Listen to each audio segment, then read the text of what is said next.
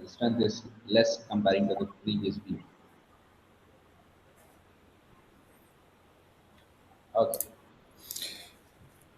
ஆமாம், நீ கொஞ்சம் பேர் வர வேண்டியிருக்கு sir. No problem, we can start. Okay okay okay okay okay. நம்ம எபிரேய கவிதை நூல்களை பற்றி தான் நம்ம வந்து படிச்சுட்டு இருக்கோம். எபிரேய கவிதை புத்தகங்கள், அதனுடைய அமைப்புகள் எல்லாம் பல விஷயங்கள் நம்ம வந்து பார்த்தோம். அதுக்கப்புறம் நம்ம யோபு புத்தகத்தை பற்றி நம்ம படிக்க ஆரம்பிச்சிட்டோம் இல்லைங்களா? இப்போ போன கிளாஸ்ல வந்து இந்த யோபு புத்தகத்தை பற்றி பல சவால்களோடு தான் வந்து இந்த கிளாஸ் முடிஞ்சது இல்லையா? ஸோ அதனுடைய தொடர்ச்சி வந்து நம்ம பார்ப்போம். இந்த யோபு புத்தகத்தில் பார்த்தீங்கன்னா ரெண்டு விஷயங்களையும் நம்ம ஒரு முக்கியமான இதை தெரிஞ்சுக்கலாம். அதாவது பாடுகளின் ரகசியம் என்ன, அப்புறம் தெய்வீக ஞானம் அது என்றால் என்ன. இந்த ரெண்டையுமே வந்து நம்ம என்ன பண்ணணும்னா நம்ம வந்து இந்த யோபு புத்தகத்திலிருந்து நம்ம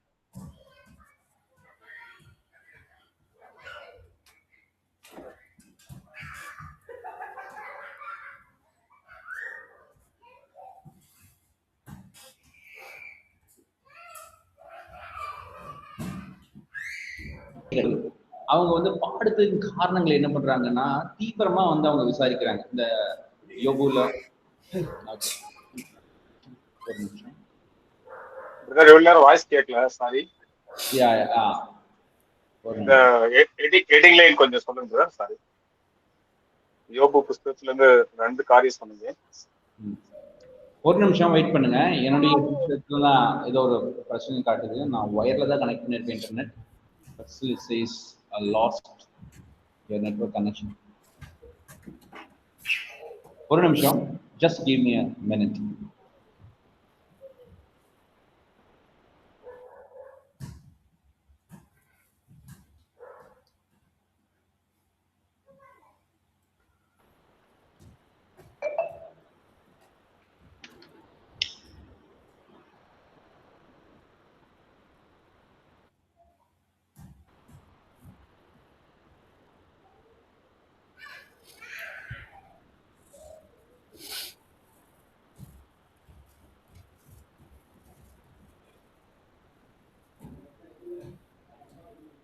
Hello, is my voice audible? என்னுடைய சவுண்ட் என்ன தெரியல, கரெக்டான கனெக்ஷன் இருக்கு. பட் ஸ்டில் என்னுடைய சிஸ்டத்துல காட்டுது you lost your network connection trying to reconnect அப்படின்னு காட்டுது. சப்போஸ் என்னுடைய வாய்ஸ் திரும்பி நடுவில் வரலைன்னா எனக்கு நீங்க சொல்லுங்க, நான் அங்கே ஸ்டாப் பண்ணிட்டு திரும்பி செக் பண்றேன். சரிங்களா? ஓகே, நம்ம பார்க்கக்கூடிய தலைப்பு என்ன, தெய்வீக ஞானமும் பாடுகளின் ரகசியமும் அப்படிங்கிற விஷயத்துல தான் நம்ம இப்போ இந்த விஷயத்துல நம்ம விவாதிப்போம். இப்போ இதுல வந்து பார்த்தீங்கன்னா ஒரு சைடில் பார்க்கணும் மனித ஞானத்தின் எல்லைகள் அப்படின்னு வந்து அதுல யோபுவும் அவருடைய நண்பர்கள் என்ன பண்றாங்கன்னா அவங்களோட பாடுகளின் காரணத்தை குறித்து தீவிரமா அவங்க வந்து விவாதிக்கிறார்கள். வந்து ஏன் இப்படிப்பட்ட பாடுகள் என்னுடைய வாழ்க்கையில் நடந்தது, இதற்கான காரணங்கள் என்ன அப்படிங்கிற விஷயத்த அது நம்ம வந்து போன இதுலேயே பார்த்தோம். என்னன்னா யோபுடைய நண்பர்கள் என்ன சொன்னாங்க, அவங்க வந்து இந்த ஏன்ஷியன் நியர் ஈஸ்டர்ன் விஸ்டம் அப்படின்னு சொல்லுவாங்க. அதாவது அந்த காலத்தில் அந்த அந்த இடத்துல இருந்த அந்த சிறந்த ஞானம் தான் யோபுடைய நண்பர்களுடைய ஞானம். ஏன்னா யோபுடைய நண்பர்கள் வந்து முட்டாள்கள் கிடையாது. அவங்களும் வந்து அந்த இடத்துல யோபு இப்படிப்பட்டால்தான் யோபுடைய நண்பர்களும் சாதாரணமான ஆள்ல இருக்க முடியாது. அப்போ அந்த இடத்துல வந்து ஒரு சிறந்த ஞானம் உள்ளவர்கள் தான் அவர்கள். அப்போ சிறந்த ஞானம் உள்ளவர்களுடைய அந்த கன்ஃபியூஷன் என்னன்னு பார்த்தீங்கன்னா, நீ நல்லது செய்தால் நீ வந்து நீ நீதிமானா இருந்தால் தேவன் நீ ஆசீர்வதிப்பார். நீ வந்து என்ன சொல்றது, கர்த்தருக்கு நீ வந்து கீழ்ப்படியாமல் இருந்தால் என்ன ஆகும்னா உனக்கு வந்து கர்த்தரை வந்து தண்டனை கொடுப்பார். அப்ப நீ ஆல்ரெடி இந்த பாடுகளை நீ அனுபவிக்கிற அப்படின்னா கண்டிப்பா நீ வந்து ஏதாவது கர்த்தருக்கு கீழ்ப்படியாமல் ஏதோ ஒரு விஷயம் செஞ்சிருப்ப அப்படின்னு வந்து சொல்லுவார். அதுதான் அவங்களுடைய அவர்களுடைய அந்த ஞானமா இருந்தது. சரிங்களா? Again I got a text. Is the network issues.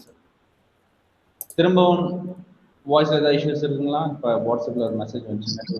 இல்ல சார், வருது சார். ஓகே, கரெக்டா. Okay fine. Okay okay. So இதுல வந்து என்னன்னா நண்பர் அவர் யோபுடைய நண்பர்கள் என்ன சொன்னாங்கன்னா, நண்பர்கள் வந்து என்ன சொன்னாங்கன்னா, பாடுகள் பாவத்தின் நேரடி விளைவு அப்படின்னு தான் அவர்கள் வாதிட்டார்கள்.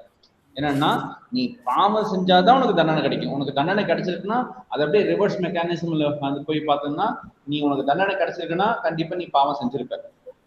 அப்போ நம்முடைய பாடுகளுக்கும் பாவத்திற்கும் நேரடி தொடர்பு இருக்கிறது அப்படிங்கிறது தான் அவங்களுடைய வாதம்.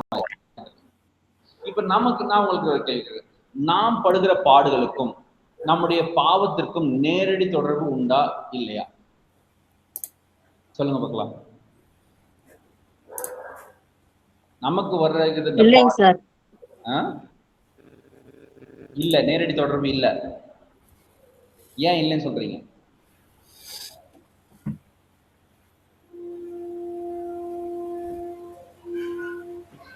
ஏன் பாடல் இல்லைங்க சார். நம்ம பாவம் செய்யாம இருந்தா கூட பாடுகள் வர நம்ம தடுக்க முடியாது. தேவனுடைய சித்தம் தான் நம்முடைய வாழ்க்கை. இன்னொரு சொல்லுங்க. தேவனுடைய சித்தம் தான் சார் நம்முடைய வாழ்க்கையில. பாடுகள் வருதுன்னா பாவத்தின் விளைவுன்னு சொல்ல முடியாதுங்க சார். ஓகே, அந்த தேவனுடைய சித்தத்துல வந்து பாடுகளும் வரலாம், வந்து எது வேணா வரலாம். அதனால வந்து அதுக்கும் இந்த பாவத்திற்கும் நேரடி தொடர்பு இல்லை. பாவத்துக்கு சம்பந்தம் இல்லைங்க சார். சம்பந்தம் இல்லை. ஓகே, வேற யாராவது? பாடுகளுக்கு ஒரு வகையில பாவத்துக்கு நேரடி சம்பந்தம் உண்டு.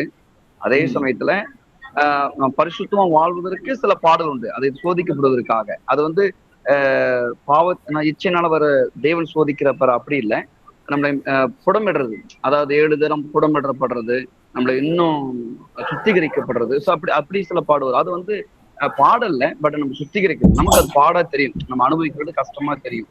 ஆனா உண்மைக்கே வந்து பரிசுத்தமா வாழ்றது அது பாடே கிடையாது. ஏன்னா நம்ம லாஸ்டா நம்ம பார்த்தோம் யோபு வாழ்க்கையில, அது பாடு இல்லை, இன்பமானது. ஏன்னா நம்மளை பரிசுத்தப்படுத்துறது, இன்னும் நம்ம ஆண்டுக்குள்ள இணைக்கிறது, நம்ம ஐக்கியமாகிறது வந்து பாடு இல்லை. ஆனா நிச்சயமாவே ஒரு அதை தவிர்த்து இச்சை நிமித்தமா மற்ற பொருளாசை நிமித்தமா பல காரியத்தான வருதுன்னா அது வந்து பாவம் தான். எந்த வகையில பார்த்தாலும் பாவம் தான். ஏன்னா பரிசுத்தமா நம்மளை பரிசுத்தப்படுத்துறது, சுத்திகரிக்கிறது வர்றதுனால அது பாடு இல்லை, அது ஒரு இன்பமான காரியம், ஒரு அனுபவம். நான் அடிக்கடி எல்லாத்துக்கும் சொல்லுவேன், எனக்கு ஆசீர்வாதம் ஒண்ணு இருக்குன்னு சொன்னா சிலுவையின் பாடுதான் ஆசீர்வாதம்னு சொல்லுவேன். நான் டிக்ஷனரியில அப்படி ஒண்ணு எழுதணும்னா, பாடுகள் சந்தோஷம் எதுங்கிறதுனா சிலுவையின் பாடுகள் தான் சந்தோஷம் அப்படின்னு சொல்லிட்டு நான் அடிக்கடி சொல்லுவேன். அந்த ஒரு அந்த ருசிக்கிறது உண்மையே அது பாடல் இன்பமானது, ஐக்கியமா இருக்கிறது அப்படி சொல்றேன். ஆனா பாடுன்னு வர்றது உலக பிரகாரம் பாடுன்னு சொல்றது நிச்சயமா அது பாவத்தினால வரும். ஒரு பண ஆசைப்பட்டிருப்போம், இல்ல ஊழியத்திலே கூட எனக்கு அந்த ஊழியம் வேணும், நான் அப்படி போகணும், நான் அப்படி இருக்குல்ல, நிறைய காரியம் இருக்குல்ல. சாரி, எந்த வகையில் எடுத்தாலும் அது ஒரு வகையான ஒரு சில ஒரு பாவத்துலதான் ஆரம்பிக்கும். நமக்கு தெரியாது, நம்ம பாவம்னு சொல்ல மாட்டாது, மறைந்திருக்கும். சார், பாவம் செய்யாதவங்களுக்கு கூட பாடுகள் வருது இல்லைங்களா? நம்ம யோபு புஸ்தகத்துல அப்படிதான், ஒரு பாவம் ஒன்றும் செய்யவில்லை தான். ஓகே, இதுல வந்து நீங்க பாடுகளை வந்து வகைப்படுத்துகிறீர்கள். அதாவது என்னன்னா, சில பாடுகள் வந்து நம்முடைய பாவத்தினாலும் பாடுகள் வரலாம் அப்படிங்கிற ஒரு விஷயம். அது வந்து வேதாகமத்துல வந்து பல உதாரணங்கள் இருக்குது. அவர் வந்து அவர் செய்த பாவத்தினாலும் அவர்கள் பாடலை சந்தித்தார்கள் அப்படிங்கிறதுக்கு கர்த்தருடைய கோபாக்கினது. நியாயாதிபதிகள் புத்தகத்தை எடுத்துக்கோங்களேன். ஒவ்வொரு தடவை அவர் பாவம் செய்தார், பாவம் செய்கின்ற அவருக்கு தண்டனை வந்தது. அப்புறம் வந்து கர்த்தரை நோக்கி கூப்பிட்டார்கள். அதுக்கப்புறம் கர்த்தருடைய நியாயாதிபதி எழுப்பினார். அதுக்கு பிறகு வந்து திரும்ப வந்து பாவம் செய்தார். அந்த சர்க்கிள் வந்து போய்கிட்டே இருக்கும். அது வந்து நியாயாதிபதிகள் புத்தகத்தில் நம்ம பார்க்குறோம். அப்போ ஒரு சைட்ல வந்து பார்த்தீங்கன்னா பாடுகள், துன்பங்கள், வலிகள் வந்து பாவத்தின் விளைவாக இருக்கவும் வாய்ப்பு இருக்கிறது, அது இல்லைன்னு சொல்ல முடியாது. ஆனால் எல்லா பாடுகளும் பாவத்தின் விளைவு அல்ல. அதுதான் வந்து இது வந்து ஒரு நேரடியான விளைவு கிடையாது அப்படின்னு சொல்றது. அப்புறம் இந்த யோபு புத்தகத்திலையும் பார்த்தோம்னா நல்ல உதாரணம். அந்த அந்த முழு ஃபோக்கஸே அது மேலதான். யோபு பாவம் செய்யல, ஆனா பாடுகள் படுறான். ஏன்? அதுதான், பாவம் செய்து பாடுபட்டா ஓகே, பாவம் செய்யாமல் பாடுகள் ஏன் அவனுக்குள்ள வருகிறது அப்படிங்கும்போது அப்பதான் நான் வந்து இந்த கன்க்ளூஷன் வரோம். என்னன்னா, பாடுகள் வந்து பாவத்தின் நேரடி விளைவு கிடையாது. ஆனால் வந்து யோபுடைய நண்பர்கள் அப்படிதான் வாதிட்டார். ஏன்னா அவங்களுடைய ஞானம் அப்படிதான் இருந்தது. மனிதவாதங்கள் எந்த பதிலையும் தரல. ஞானம் தன் எல்லையை அடைந்தது. அதாவது அவர்களுடைய ஞானம் வந்து என்னன்னா அதனுடைய எல்லையை அடைந்தது, அதுக்கு மேல வரல. ஆனா அதுக்கப்புறம் தேவன் சொல்லக்காட்டில இருந்து அவர் பேசுகிறாரு இல்லைங்களா? தேவன் என்ன பண்றாரு? சுழற்காட்டிலிருந்து அவர் பேசுறாரு. அதுதான் இந்த இந்த யோபு புத்தகத்தினுடைய ஒரு மாபெரும் திருப்பம்னு சொல்ல வரலாம். மனிதர்கள் தேவனை குறித்து என்ன நினைக்கிறார்கள் என்பதிலிருந்து கவனம் மாறுகிறது. அதாவது தேவனை குறித்து என்ன நினைக்கிறார்கள், தேவன் தம்மை குறித்து என்ன வெளிப்படுத்துகிறார் என்பது இனி ஒரு ஒரு மையக்கருத்தா இருக்கணும். அதாவது உங்களுக்கு ஒரு விஷயம் சொல்றேன். இப்போ யோபு என்ன நினைச்சாரு? யோபு நினைச்சாரு, நான் கர்த்தரை குறித்து நான் கேள்விப்பட்டிருக்கேன், கர்த்தர் யாருன்னு அறிவேன், அதனால என்னுடைய நியாயத்தை சொல்லி நான் கர்த்தரை கேட்பேன், ஏன்னா கர்த்தர் நியாயம் செய்கிறவர், அவ்வளவுதான். அவருடைய நண்பர்கள் என்ன பண்றாங்க? கர்த்தர் நியாயம் உள்ளவர், நீ வந்து யோபு நீ பாவம் செய்யாம ஆண்டவர் உன்னை தப்பா தனிச்சிட்டான்னு சொன்ன, இப்ப ஆண்டவர் மேல பழி போடுறியா அப்படின்னு யோபுடைய நண்பர்கள் கேள்வி கேட்கிறாங்க. அப்ப மனிதர்கள் அந்த என்ன தேவனை குறித்து சிந்திக்கிறார்கள் அப்படிங்கிறதுல இருந்து அடுத்து மாறுது. இப்போ அதான் அதாவது என்னன்னா அதுக்கப்புறம் கர்த்தர் பேச ஆரம்பிக்கும் போது நம்ம என்ன பார்க்கணும்னா ஒரு பல வகையான கேள்விகள் ஆண்டவர் கேட்கிறாரு இல்லைங்களா? ஏன் இந்த கேள்வி கேட்கிறாரு? ஒரு சிம்பிளான ஒரு விஷயம், ஆண்டவரே எனக்கு ஏன் இந்த பாடுகள் அப்படின்னுங்கிறது கேள்வி, யோபுடைய கேள்வி. அதுக்கு பதில் அவருடைய நண்பர்கள் எல்லாரும் அவர்கள் விவாதித்த ஒரே விஷயம், யோபுவுக்கு ஏன் இந்த பாடுகள், என்ன காரணம் அப்படிங்கிறத அதுதான் அவங்களுடைய மொத்த விவாதமே. ஆண்டவர் ஒரு ரொம்ப சிம்பிளா ஒரு பதில் கொடுத்துருக்கலாம். எனக்கும் சாத்தானுக்கும் இப்படி ஒரு ஆர்கியூமெண்ட், ஒரு பெட், ஒரு ஆர்கியூமெண்ட், அந்த விவாதத்தின் விளைவாக தான் இது. அந்த டெஸ்ட்ல நீ ஜெயிச்சிட்ட, ஓகே நீ ஆசீர்வதிக்கப்படுவாய், நீ கவலைப்படாத அப்படின்னு சொல்லி முடிச்சிருக்கலாம் இல்லைங்களா? ரொம்பவே ஈஸியா போயிருக்கும் இல்லையா? ஆனால் ஏன் இந்த சிம்பிளான ஒரு சின்ன விஷயத்தை ஆண்டவர் செய்யல? அதான் இப்போ யோபு புத்தகத்தோட ஒரு முக்கியமான கேள்வியே அதுதான். ஏன் இதை ஆண்டவர் செய்யவில்லை? சொல்லுங்க, ஏதாவது காரணம் இருக்குமா? ஆண்டவர் நேரடியா சொல்லிருக்கலாம், சொல்லி முடிச்சிருக்கலாம், பிரச்சனை முடிஞ்சிருக்கும், ரொம்ப சிம்பிளா இருக்கும். ஆனா ஆண்டவர் நூற்றுக்கணக்கான கேள்வியை கேட்கிறாரு. அதுக்கு நேரடியாக ஒரு பதில் சொல்லிக்கலாமே, யோபு உன்னுடைய விசுவாசம் பரீட்சை பார்க்கப்பட்டது, நீ ஜெயிச்சிட்ட, அவ்வளவுதான், அதோட முடிஞ்சுக்கலாம் இல்லைங்களா? ஆனால் ஏன் கர்த்தர் அப்படிப்பட்ட நேரடியான பதிலை கொடுக்கவில்லை? இது நமக்கு சிந்திக்கிறதுக்கு இப்ப இந்த இருந்து நிறைய விஷயம் கத்துக்கிறோம் இல்லைங்களா? எவ்வளவு லெசன் கத்துக்கிறோம், நமக்கு சிந்திக்கிறதுக்கு நமக்கு ஒரு சாட்சியா வச்சிருக்காரு. என்ன சிந்திக்கிறது? ஏன்னா கடைசி வரைக்கும் ஆண்டவர் பதிலே கொடுக்கலையா, அதான பிரச்சனையே. இப்ப யோபு புத்தகத்துல பாத்தீங்கன்னா இந்த ஒரு 3-4 அதிகாரத்துல பேசினதுக்கு அப்புறம் 38, 30, 40, 41 இதை பேசி முடிச்சதுக்கு அப்புறம் ஆண்டவர் இவ்வளவு கேள்விகள் திருப்பி கேட்டாருன்னா பதில் ஒண்ணும் வரலையே. அப்ப பதில் வரலைங்கும் போது அப்புறம் பதில் அவர் சொன்னாலும் சொல்லாட்டி யோபு விசுவாசிக்கணும் அப்படின்னு தேவன் எதிர்பார்க்கிறாரு சார். யோபு என்ன விசுவாசிக்கணும் எதிர்பார்க்கிறாரு?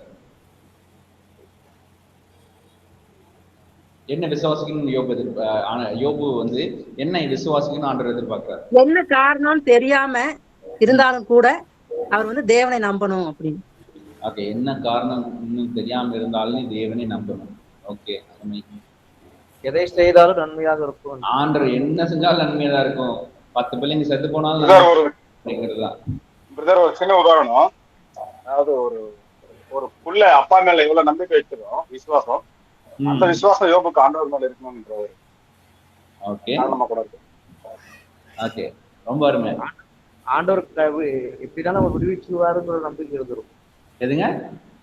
ஆண்டவர் எப்படியாவது நம்மளை வச்சிருவாரு, விடுவிச்சுவாரு, ஏதாவது ஒரு வழி வச்சிருப்பாரு வெளியே வர்றதுக்கு அப்படின்னு வச்சிருப்பாரு. இல்ல இப்ப நம்ம கேட்க கேள்வி அடுத்த சைடு, ஏன் ஆண்டவர் யோபுக்கு நேரடியான பதில் கொடுக்கவில்லை? ஏன்னா இவர் சொன்ன மாதிரி யோபு இப்படி விசுவாசம், யோபு இப்படிப்பட்டதுக்கு வரணும் அப்படின்னு சொல்லி ஆண்டவர் எதிர்பார்க்கிறார் இல்லைங்களா? இப்ப என்னுடைய கேள்வி என்னன்னா, இதே பதிலை நமக்கு ஒரு விஷயம் நடக்கும்போதோ இல்ல நம்ம ஊழியம் யாருக்காவது ஊழியம் செய்யணுமா நம்முடைய சபைகளில் உள்ளவர்களுக்கு இந்த பதிலை ஒரு ரியல் லைஃப் சுச்சுவேஷன்ல நம்ம கொடுக்க முடியுமா?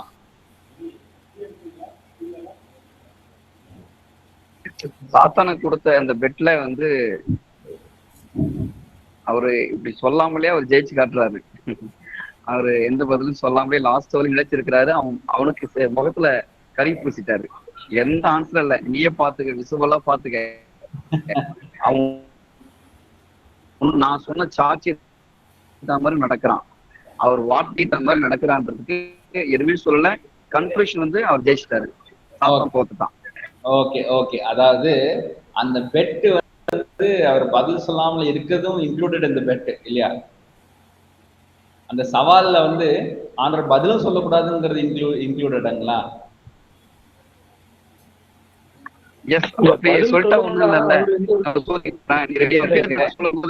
உடம்பிடலான்னு பார்த்தான் சாத்தான். ஆனா நான் தான் உன் விசுவாசம் கெட்டு போயிருன்னு நான் விட்டுட்டேன், இல்லாட்டி நீ எப்பயும் நீ போயிட்டுப்ப அப்படின்னு சொல்றாரு. சோ அவரை பத்தி அவருக்கு தெரியுது. ஆனா இவரை பத்தி ஸ்ட்ராங்கா தெரிஞ்சாலதான் ஃபர்ஸ்ட் சாட்சி சொல்றாரு, ஏய் சாத்தானே என் ஆளை பத்தி தெரியல அப்படின்னு சொல்றாரு. அப்ப இவரே சாட்சி சொல்ற அளவுக்கு இருக்காருன்னா அதை காப்பாத்துறதுக்கு உண்மை உள்ளனா இருக்கிறாரு. அதை சொல்லாமதுனால செஞ்சு காட்டினாரு. சோ ஆண்டோட மதிப்பீடு கரெக்டா இருக்கும், ஒரு கரெக்டா சொல்றாரு. அதே போல அவனுக்கு அது ஃபெயிலியரு இது காடுக்கு விட்டு.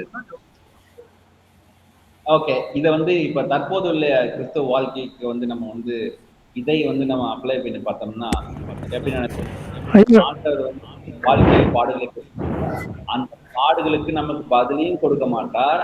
ஏன்னா ஆண்டவர் நம்புகிறார், நம்ம பதிலே கிடைக்கலனாலும் நம்ம வந்து இன்னும் ஸ்ட்ராங்கா இருப்போம் அப்படிங்கிறது அவருடைய நம்பிக்கையா இருக்கிறது. அதனால வந்து பதில் தேவையில்லை.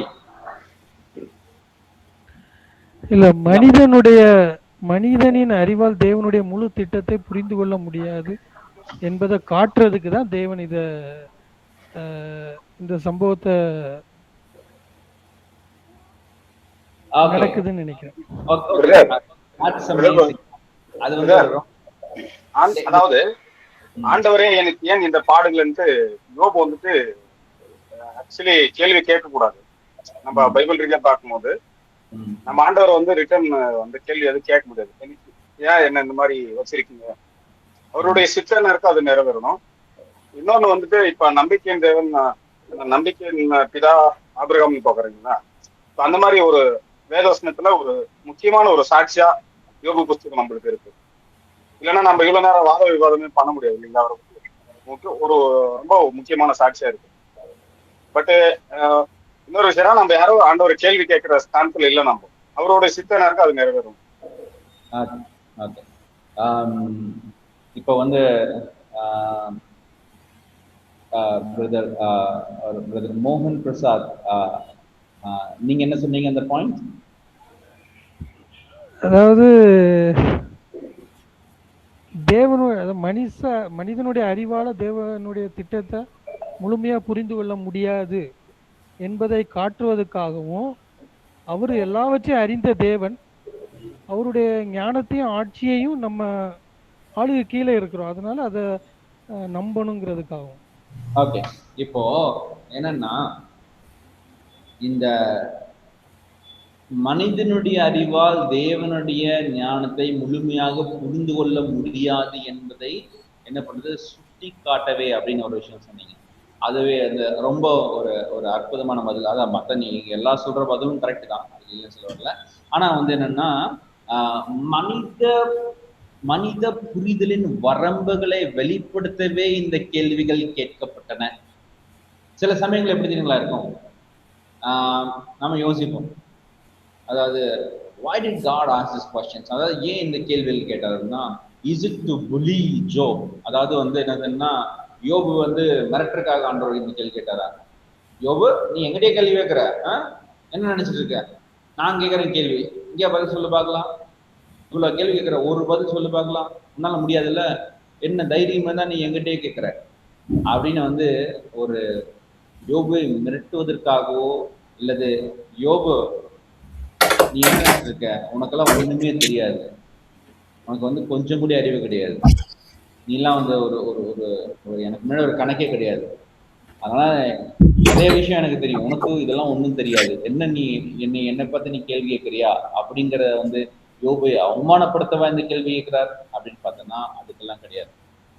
ஆண்டவர் என்ன பண்றாருன்னா, ஆண்டவர் வந்து இது வந்து ஒரு சிலர்னா ஒரு ரெட்டோரிக், அதாவது ஒரு பதிலுக்கு ஒரு ஒரு கேள்விக்கு இன்னொரு பதிலை கொடுக்காம இன்னொரு கேள்வியை கொடுக்கறது தான் வந்து ரெட்டோரிக் அப்படின்னு. அதாவது இயேசு கிறிஸ்து இருந்து ஒருத்தர் வந்து கேட்டாங்க, என்ன கேள்வின்னா, ஆண்டவரே நம்ம இந்த ராயனுக்கு வரி கொடுப்பது சரியா, is it right to give tax to the Caesar, அதாவது ரோமிய அரசாங்கத்துக்கு வரி கொடுப்பது சரியா, அதாவது இஸ்ரேல் தேசத்தை ரோமர் சாம்ராஜ்யம் அப்ப ஆக்கிரமித்திருந்தது, எப்படி இந்தியால வந்து பிரிட்டிஷர்ஸ் இருந்தாங்க இல்லையா, அப்படி ஆக்கிரமித்திருந்தது.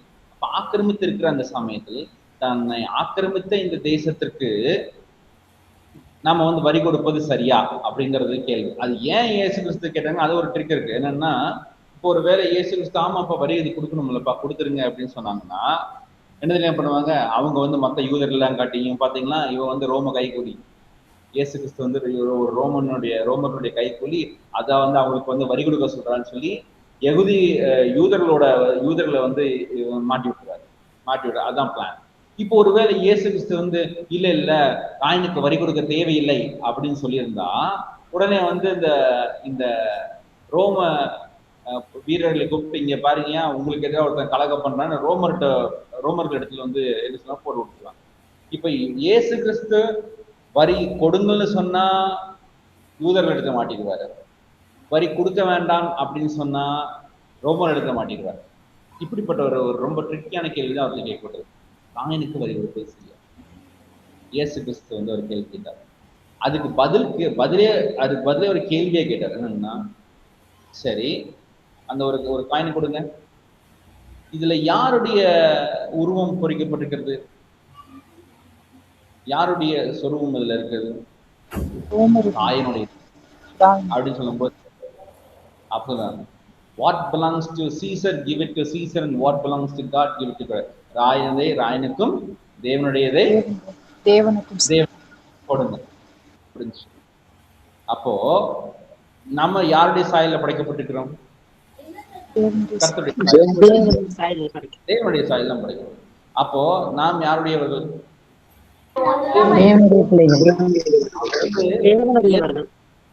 இயேசு கிறிஸ்து இவ்வளவு தெளிவா, அதாவது ஒரு கேள்விக்கு இன்னொரு கேள்வியை பதிலாக கொடுக்கிறாரு. அதே விஷயம் தான் யோபு புத்தகத்திலையும் பார்க்கிறோம். யோபு இடத்துல ஒரு கேள்வி, ஆண்டவரே ஏன் இந்த துன்பம், அதற்கு ஆண்டவர் திரும்பி கேள்விக்கிறார், ஆண்டவர் பதில் தான் கொடுத்திருக்காரு. ஆனா நமக்கு அது பல கேள்விகளா தெரியுது. அது ஏன் அப்படிங்கிற விஷயத்தை நம்ம புரிஞ்சுக்கணும். முதலாவது, இப்படிப்பட்ட கேள்விகள் ஏன் கேட்கப்பட்டதுன்னா மனித புரிதலின் வரம்புகளை வெளிப்படுத்தவே இந்த கேள்விகள் கேட்கப்பட்டன, யோபுவை அவமானப்படுத்துறதுக்கா இல்லை. சரிங்களா? அப்புறம் என்னன்னா, இந்த பௌதீக உலகத்தையே மனிதனால் முழுமையாக புரிந்து கொள்ள முடியாது. ஏன்னு சொல்ல பாத்தீங்கன்னா, இப்ப பாத்தீங்கன்னா இதுல வந்து மனித கட்டுப்பாட்டுக்கு அப்பாற்பட்ட சிருஷ்டிப்பின் ஆச்சரியங்கள் என்ன இருக்கு, மலையாடுகள் கொடுத்து இருக்குங்களா, மனிதர்கள் காணாத அந்த இந்த தொலைதூர இடங்களிலும் தேவனுடைய ஜீவ பராமரிப்பாங்க உள்ளது. எப்படி இந்த மலையாடுகள் அங்க இருக்கு, கழுகுகள், அப்புறம் கழுகுகள்,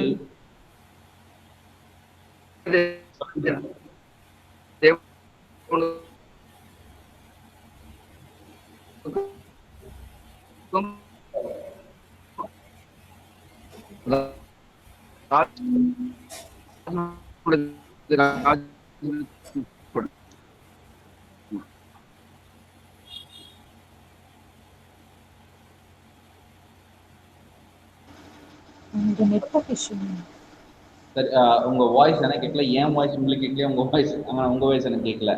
இஸ் மை வாய்ஸ் ஆடிபிள்? என்னுடைய வாய்ஸ் கரெக்டா இருக்குங்களா? கேக்குது சார். உங்க வாய்ஸ் கேக்குது சார், திமோத்தி சார் தான் கேட்கலங்க. Okay okay okay. இல்ல எனக்கும் இதே அந்த சிக்னல் நீ காட்டிட்டே இருக்கீங்களா, connection is having you lost your network connection காட்டிட்டே இருக்கு, ஏன்னு தெரியல. ஆனா இன்டர்நெட் கனெக்ஷன் காட்டுது எனக்கு சிஸ்டம்ல, ஆனா இதுவும் காட்டிட்டே இருக்கு. அதனால தான் வந்து ஒருவேளை என்னுடைய நெட்வொர்க் போறனாலே அவரோட விஷயம் கேட்கல. Okay, sorry brother Timothy brother, உங்களுடைய வாய்ஸ் வந்து ரொம்ப பிரேக் ஆயிடுச்சு. அதனால நீங்க கேட்டது என்னால நீங்க கேட்ட கேள்வியோ நீங்க பேசுன எனக்கு புரியல. நீங்க வேணா நீங்க டெக்ஸ்ட் பாக்ஸ்ல நீங்க எழுதுங்க, அது வந்து பார்த்துக்கலாம் ஒருவேளை உங்க நெட்வொர்க் சரியில்லைன்னா. சரிங்களா? ஓகே. இப்போ என்னன்னா இதுல பாத்தீங்கன்னா இந்த மலையாடுகள், காட்டுக்கழுதைகள், கழுகுகள், அப்புறம் போர்க்குதிரைகள், இப்படி பல விஷயங்கள் பார்த்தீங்கன்னா இன்னொன்னு அந்த இன்னொரு அந்த லெவியாத்தான், அப்புறம் அந்த அந்த பெகமாத் அப்படின்னு சொல்லி வந்து பல, அதாவது இதெல்லாம் இவை மனித கட்டுப்பாட்டிற்கு அப்பாற்பட்ட உலகின் பிரம்மாண்டமான மற்றும் பயங்கரமான சக்திகள் வந்து இது குறிக்கிறது. அதுதான் அந்த ஆண்டவர் வந்து என்ன பண்றாருன்னா, அவர் சும்மா அப்படியே ரேண்டமா கேள்வி கேட்கல. அவர் என்ன கேட்கிறாருன்னா பல விஷயங்கள் கேட்கிறாரு இந்த பூமியில. இந்த ஆண்டோடைய சிருஷ்டிப்பை குறித்து அவர் கேட்கிறாரு. இந்த சிருஷ்டிப்பின் ஆச்சரியங்களை குறித்து பல கேள்விகள் கேட்கிறாரு. அப்படி இந்த சிருஷ்டிப்பின் ஆச்சரியங்கள் வந்து பல கேள்விகள் கேட்கும்போது அந்த அந்த இந்த சிருஷ்டிப்பையே நம் முழுமையாக புரிந்து கொள்ளவோ, அந்த சிருஷ்டிப்பையே நம்மளால முழுமையாக கட்டுப்படுத்தவோ முடியாது இல்லைங்களா? அப்போ மனிதனால் இந்த சிருஷ்டிப்பையே கட்டுப்படுத்த முடியலையே, இந்த சிருஷ்டிப்பையே முழுமையாக புரிந்து கொள்ள முடியலையே, அப்பொழுது சிருஷ்டிகரை முழுமையாக எப்படி புரிந்து கொள்ள முடியும்? அதுதான் ஆண்டவர் கேள்விக்கிறார். ஏன்னா இந்த சிருஷ்டிப்பையே நீங்க புரிஞ்சு கொள்ள முடியலையே, அப்ப சிருஷ்டிகரை எப்படி நீங்க புரிஞ்சுக்க போற? அப்ப வந்து இதுவும் வந்து பாத்தீங்கன்னா யோபை அவமானப்படுத்தவோ, யோபுவுக்கு வந்து உன்னுடைய அறிவு குறைவு, உனக்கெல்லாம் வந்து அவ்வளவு பெரிய சக்தியோ அவ்வளவு பெரிய ஞானம் எதுவும் கிடையாதுன்னு அவனை வந்து ஒரு மட்டுப்படுத்தவோ அந்த அந்த கேள்வி இல்லை. ஆண்டவர் ஒரு ஒரு நிதர்சனமான இந்த உண்மையை வந்து அவருக்கு வெளிப்படுத்துகிறார். யோபுக்கு வெளிப்படுத்துறாரு. என்ன யோபு, இந்த மாதிரி பல சிருஷ்டிப்பின் ஆச்சரியங்கள் இருக்கிறது, இதை உன்னால புரிஞ்சுக்க முடியுதா அப்படின்னு கேட்கிறாரு. இதெல்லாம் என்னால புரிஞ்சுக்க முடியலையே அப்படிங்கும்போது அவனுக்கு புரிஞ்சிருச்சு. அப்போ இந்த பௌதீக உலகத்தையே என்னால் முழுமையாக புரிந்து கொள்ள முடியாவிட்டால் தேவனுடைய தார்மீக ஆளுகை எப்படி நான் புரிந்து கொள்ள முடியும் அப்படின்னு நமக்கு புரியுது. புரியுங்களா உங்களுக்கு? இப்போ இப்படி இந்த நான் வந்து இந்த இந்த இந்த கர்த்தர் உண்டாக்கின, கர்த்தர் சிருஷ்டித்த இந்த சிருஷ்டிப்பை என்னால முழுமையா புரிந்து கொள்ள முடியல, அதை என்னால கட்டுப்படுத்த முடியாது. அப்படிங்கும்போது இதையெல்லாம் சிருஷ்டித்த அந்த சிருஷ்டிகர்த்தா, அந்த கர்த்தர் இருக்கார்ல, அவருடைய ஞானத்தை, அவரை பற்றி நான் எப்படி முழுமையா புரிந்து கொள்ள முடியும்? அப்ப வந்து மனிதனுடைய ஞானத்தின் வரம்புகள் என்ன அப்படிங்கிற முழுசா புரிஞ்சுக்கிட்டாரு. இது வந்து இதனால வந்து யோபு வந்து என்ன பண்றாருன்னா, ஓகே ஐயோ இதெல்லாம் தெரியாது, என்ன இன்சல்ட் பண்றாரு அப்படின்னு சொல்ல வரல. ஓ, இவ்வளவு விஷயங்கள் இருக்கிறது. அப்போ இந்த பிரபஞ்சத்தை ஆளும் சிருஷ்டிகர் மனித வாழ்வின் ஒவ்வொரு சிறு காரியத்தையும் அவர் வந்து நம்பிக்கையுடன் நிர்வகிக்க வல்லவர். அதை ரெண்டு விஷயம் அதை காட்டுது. ஒன்று கர்த்தர் சிருஷ்டித்த இந்த சிருஷ்டிப்பையே நம்மளால முழுமையா புரிந்து கொள்ள முடியல. அப்ப கர்த்தர் எப்படிப்பட்டவர்? அது ஒண்ணு, மனிதனுடைய வரம்புகள். ரெண்டாவது, இந்த அவருடைய சிருஷ்டிப்பையே புரிந்து கொள்ள முடியும்னா அவருடைய எவ்வளவு பெரிய காரியங்கள் செய்திருக்காரு. அப்ப என்னுடைய வாழ்க்கையில் இருக்கிற சின்ன சின்ன விஷயங்களை அவர் வந்து பார்த்து செய்ய மாட்டாரா? அப்படிங்கும்போது அப்ப கர்த்தர் வந்து என்ன பண்றாருன்னா, நம்ம வாழ்க்கையில் உள்ள சிறு சிறு காரியங்களையும் வந்து என்ன பண்ணுவாரு, அவர் நம்பிக்கை நிர்வகிக்க அவர் வல்லவர். இவ்வளோ பெரிய சிருஷ்டிப்பின் ஆச்சரியங்களை வந்து நம்ம கண் முன்னாடி நிறுத்தியவர். நம்முடைய வாழ்க்கையில சின்ன விஷயங்களை மேனேஜ் பண்றதுக்கு அவருக்கு வந்து வல்லமை இல்லாமல் போய்விடுமோ? அதுதான் ஒரு முக்கியமான விஷயம். அதாவது மனிதனால் கட்டுப்படுத்த முடியாத சக்திகளை தேவன் ஆளுகிறார் என்றால் மனித வாழ்வின் சிக்கல்களையும் பாடுகளையும் அவர் நிச்சயம் ஆள்வார். சரிங்களா? மனிதனுடைய பலவீனம் என்ன? எந்த மனிதனாலும் இந்த வலிமையான ஜீவன்களை அடக்கவோ கட்டுப்படுத்த முடியாது. அதான் இந்த லெவியாத்தான், பெகமோத்தெல்லாம் இவை மனித கட்டுப்பாட்டிற்கு அப்பாற்பட்ட உலகின் பிரம்மாண்டமான மற்றும் பயங்கரமான சக்திகள். ஆனால் தேவனுடைய இறையாண்மை என்னன்னா, இவைகள் வலிமையான ஜீவன்களையும், இவ்வளவு வலிமையான, இவ்வளவு பெரிய வலிமையான ஜீவன்களையும் என்ன பண்ணாரு, தேவன் மிக எளிதாக ஆளுகிறார். அதனாலதான் நாம சொல்றோம், மனிதனால் கட்டுப்படுத்த முடியாத சக்திகளை தேவன் ஆளுகிறார் என்றால் மனித வாழ்வின் சிக்கல்களையும் பாடுகளையும் அவர் நிச்சயம் ஆழ்வார். அப்படிங்கிறதுல வந்து நமக்கு நம்பிக்கை இருக்கணும். இதனால் நம்ம என்ன பண்ணணும்னா, இப்போ இதனால வந்து தேவன் இப்போ வந்து யோபு மனம் திரும்புகிறார். இதுல யோபு மனம் திரும்புகிற விஷயம் இருக்கு இல்லைங்களா? யோபு மனம் திரும்புகிறார். யோபு ஏன் மனம் திரும்புகிறார் சொல்லுங்க பார்க்கலாம். உங்களுக்கு ஈஸியா புரிஞ்சுக்கணும். இப்போ யோபு ஏன் மனம் திரும்புகிறார்?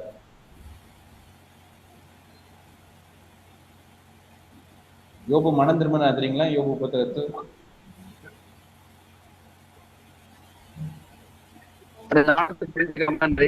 கேட்டாரு, கேட்கக்கூடாது.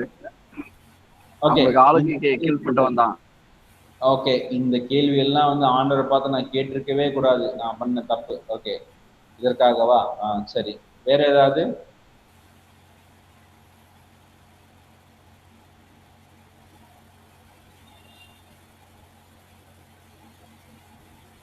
ஓகே, அதாவது யோபு என்ன பண்றாருன்னா, அவர் வந்து மனம் திரும்புறார். எதற்கு அப்படின்னா, மறைவான பாவங்களுக்காகவோ அல்லது பாடுகளின் காரணமான குற்றங்களுக்காகவோ அல்ல. தேவன் ஏற்கனவே யோபுவின் நீதியை உறுதிப்படுத்தி இருந்தார். அதனால அதற்காக வந்து அவர் வந்து பண்ணல. எதற்கு மனம் திரும்புறாருன்னா, தேவனுடைய வழிகளை முழுமையாக புரிந்து கொள்ளவில்லை. அப்புறம் என்ன சொல்றாருன்னா, தன் அறிவின் எல்லைக்கு மீறி பேசியதற்காக தன்னை தாழ்த்தி மனம் திரும்பினார். இது வந்து அதுல வந்து பாத்தீங்கன்னா, யோபு 42வது அதிகாரத்துல வந்து நீங்க வந்து ஆரம்பத்துல பாத்தீங்கன்னா, அது என்னன்னா, நான் என் அறிவுக்கு அப்பாற்பட்ட விஷயங்களை நான் வந்து பேசியிருக்கேன். அதனால இது வந்து இப்படி பேசினதுக்காக அதிலிருந்து நான் மனம் திரும்புகிறேன் அப்படின்னு அவர் சொல்றாரு. இப்போ வந்து யோபுடைய நண்பர்கள் மொத்தம் அவர்கள் வந்து அவங்க செய்த அந்த தவறை வந்து அவருக்கு வந்து புரியுது. அவருடைய அந்த ஃபார்முலா சூத்திரம் வந்து சரியில்லை. அதாவது அது அவருடைய என்ன தவறு பண்ணியிருக்காங்க? அவங்க சொன்ன மாதிரி பாடுகள் அனைத்தும் பாவத்திற்கான நேரடி தண்டனை என்று மிக எளிமையான சூத்திரங்களுக்குள் தேவனுடைய செயல்களை சுருக்கி விட்டனர். தேவனுடைய செயல்களை வந்து சின்ன ஃபார்முலாக்குள்ள, சின்ன பிரின்சிபிள்குள்ள சுருக்கிட முடியாது. அப்ப தேவனுடைய ரகசியங்கள், விசுவாச பரீட்சை மற்றும் ஆவிக்குரிய வளர்ச்சிக்கு அவர்கள் இடமளிக்கவில்லை. அதனாலதான் அவங்க வந்து தேவனுடைய இந்த கிரியைகளை வந்து ரொம்ப எளிமையா, ரொம்ப சுருக்கி அப்படியே வச்சிருக்காங்க. ஓகே, இப்படின்னா இவ்வளவுதான், தேவன் இவ்வளவுதான் அப்படிங்கிற மாதிரி அவங்க வச்சுருக்காங்க. அதுதான் அவர்கள் செய்த ஒரு மிகப்பெரிய தவறு. ஆனால் தேவனுடைய நீதியை காப்பதற்காக நினைத்த நண்பர்கள் தேவன் கடிந்து கொள்கிறார். அந்த விஷயம் அவர்கள் என்ன சொல்றாங்கன்னா, யோபு வந்து கர்த்தர் மேல நீ வந்து அபாண்டமா பழிய போடலாம் அப்படின்னு சொல்லி தேவனுடைய நீதியை காப்பதாக நினைத்த அவர்களை தேவன் என்ன பண்றாரு? கடிந்து கொள்கிறார். தேவன் யோபுவை அவர்களுக்காக ஜெபிக்க சொல்றாரு. உறவை சீர்படுத்தி நம்முடைய இலக்கங்களை வெளிப்படுத்துகிறார் அவர். சரிங்களா? அப்போ என்னன்னா, இந்த அவர்கள் வந்து மனம் திரும்புவது வந்து, யோபு மனம் திரும்புவது வந்து எதுக்குன்னா, நான் எனக்கு என்னுடைய அறிவுக்கு எட்டாத காரியங்களை நான் கேள்வியாக கேட்டேன். அறிவுக்கு எட்டாத அது அந்த தன் அறிவின் எல்லைக்கு மீறி பேசுவதற்காக தேவன் தன்னை தானே வாழ்த்துகிறார். ஓகே பிரதர், நீங்க மைக்ரோஃபோன் மியூட் பண்றீங்களா brother Anandraj? Okay, thank you. Okay brother, sorry. Okay, அடுத்து இது என்னன்னா, இப்போ இந்த யோபின் புத்தகத்தில் இருக்கிற மைய கருத்துக்கள் என்ன பார்த்தோம்னா, ஒண்ணு இந்த ஞானம் அப்படிங்கிற விஷயத்த நம்ம பார்த்தோம் இல்லைங்களா? அப்ப ரெண்டாவது என்னன்னா தாழ்மை. ஒண்ணு ஞானம், தேவனுடைய நோக்கங்கள் மனித சிந்தனைக்கு ரகசியமாக இருந்தாலும் அவைகள் முற்றிலும் நம்ப தகுந்தவை என்று ஏற்றுக்கொள்வதுதான் ஞானம். இதுதான் என்னன்னா, இப்போ சில விஷயங்கள் பார்த்தீங்கன்னா, ஒருத்தர் யாரோ ஒருத்தர் வந்து இந்த தந்தை மகன் கதை அந்த ஒரு உதாரணம் சொன்னீங்க. அந்த மாதிரி ஒரு சின்ன குழந்தைக்கு எனக்கு ஒரு விஷயம் வேணும், எனக்கு ஒரு சாக்லேட் வேணும், எனக்கு ஒரு பென்சில் வேணும் அப்படின்னு கேட்கும்போது, அவங்க அப்பா வந்து எங்க அப்பா போய் வேலை செஞ்சு அவர் வந்து எனக்கு காசு கொண்டு வருவாரு, எனக்கு வாங்குவார் அப்படின்னு. ஆனா அந்த குழந்தைகளுக்கு வந்து அப்பா என்ன வேலை செய்யறாரு, எப்படி பண்ணா, எப்படி சம்பளம் வரும், ஏன் எது, அதெல்லாம் எதுவுமே அவங்களுக்கு தெரியாது. அந்த மெக்கானிசம் எப்படி ஒர்க் ஆகுது அப்படிங்கிற விஷயமே தெரியாது அவங்களுக்கு. அவங்களுக்குள்ள ஒரே ஒரு நம்பிக்கை, அது என்ன ஏது அதெல்லாம் எனக்கு ஒண்ணுமே புரியாது, ஆனா ஒண்ணு மட்டும் தெரியும், எங்க அப்பா வரும்போது நான் கேட்டதை வாங்கிட்டு வருவாரு. அதுதான் அந்த குழந்தைக்கு தெரியும். அப்போ இந்த குழந்தையினுடைய இந்த ஒரு விசுவாசம் ஒரு தவறான விசுவாசமும் இல்லை, சரியான விசுவாசம் தான். ஏன்னா அந்த குழந்தைக்கு வந்து பணம் எப்படி சம்பாதிக்கப்படுகிறது அப்படிங்கிற ஒரு அறிவு முற்றிலுமாக இல்லாமல் இருந்தாலும் தன்னுடைய அப்பா இந்த பணத்தை சம்பாதிக்க வல்லவர் அப்படிங்கிற அந்த நம்பிக்கை மட்டும் இருக்கிறதுனாலயே போதும். அதான் வந்து என்ன, அதுதான் வந்து அந்த ஞானம். இப்ப நம்முடைய ஞானம் எப்படின்னு நம்ம ஆரம்பத்துல பார்த்தோம். என்னன்னா, நம்முடைய ஞானத்திற்கு வரம்புகள் உள்ளது இல்லையா, நம்முடைய ஞானத்துக்கு எல்லைகள் உள்ளது. அப்போ தேவனுடைய நோக்கங்கள் மனித சிந்தனைக்கு ரகசியமாக இருந்தாலும் அவைகள் முற்றிலும் நம்ப தகுந்தவை என்று ஏற்றுக்கொள்வதே சிறந்த ஞானம். சரிங்களா? இரண்டாவது, தாழ்மை. மனித அறிவின் வரம்புகளை உணர்ந்து எல்லையற்ற தேவனின் முன்பாக மண்டியிடுவதே மெய்யான ஞானத்தின் தொடக்கம். அப்ப அந்த தாழ்மை தான் வந்து என்னன்னா ஞானத்தினுடைய தொடக்கமா இருக்கிறது. அப்ப என்ன பண்ணணும்னா, இப்ப நாம் கிறிஸ்தவர்கள் என்ன செய்யணும், ஆண்டவர் வந்து எல்லா காரியங்களும் அறிந்திருக்கிறவர், நம்மளுடைய ஞானத்திற்கோ வரம்புகள் இருக்கிறது அப்படின்னு சொல்லி தன்னைத்தானே தேவனுக்கு முன்பாக தாழ்த்துவது மிக மிக முக்கியமான ஒரு விஷயமா இருக்கு. அந்த அந்த தன்னைத்தானே தாழ்த்தவில்லைன்னு வச்சுக்கோங்களேன், முடிஞ்சது. தன்னைத்தானே தாழ்த்தலைன்னா அதான் வந்து பல பேர் வந்து எனக்கு இந்த திறமை இருக்கிறது, என்னால் அப்படி பிரசங்கிக்க முடியும், என்னால் இப்படி பாட்டு பாட முடியும், என்னால் இப்படி புத்தகம் எழுத முடியும், அது எல்லாம் என்னுடைய திறமை, என்னுடைய திறமையினால் இதெல்லாம் வருகிறது அப்படிங்கிற ஒரு தவறான புரிதல். அப்ப அந்த தவறான தன்னுடைய ஞானத்தை குறித்து தனக்கு வந்து ஒரு எல்லையற்ற ஞானம் இருக்கிறதா சில பேர் நினைச்சிட்டு, தன்னோட ஞானம் ரொம்ப பெரிதுன்னு நினைச்சிட்டு அந்த தாழ்மை எழுந்து போய் மேட்டிமையில் வாழ்கிறார்கள், பெருமையில் வாழ்கிறார்கள். அப்போ அப்படிப்பட்ட பெருமையின் வாழ்வது என்னன்னா அதுதான் வந்து முட்டாள்தனம், அது ஞானம் கிடையாது. ஞானங்கிறது என்ன, கர்த்தருடைய ஞானத்தின் அளவு என்னன்னு புரிந்து கொள்ளணும், நம்முடைய ஞானத்தின் எல்லைகள் வரம்புகள் என்னன்னு புரிந்து கொள்ளணும். இந்த ரெண்டையுமே வந்து நம்ம சீர்தூக்கி பார்த்து கர்த்தருக்கு முன்பாக தாழ்மையுடன் பணிந்து கொள்வதே ஞானம். சரிங்களா? இந்த தாழ்மையும் ஞானமும் ரெண்டும் ஒன்று சேர்ந்துதான் வரும். சில பேர் பார்த்து எனக்கு ரொம்ப அறிவு இருக்குங்காட்டிக்கு ரொம்ப பெருமை போடுறான். ஆஹா, ஞானமும் பெருமையும் ஒன்னா இருக்க முடியாது. ஒருத்தர் பெருமையா இருந்தன்னா அவன் ஞானவான் கிடையாது.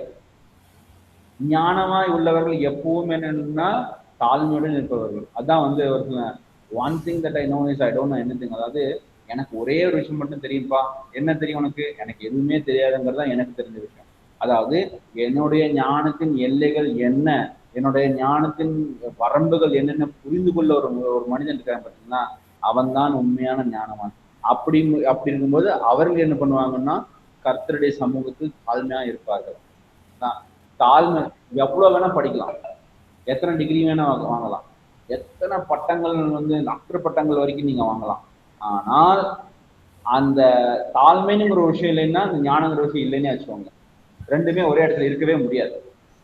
அப்போ ஞானம், தாழ்மை, மூணாவது சொல்றேன் பாருங்க, விசுவாசம். எல்லா கேள்விகளுக்கும் பதில் கிடைப்பதை விட தேவனுடைய மாறாத சுபாவத்தின் மீதே மெய்யான விசுவாசம் என்ன பண்ணணும், கட்டப்பட வேண்டும்.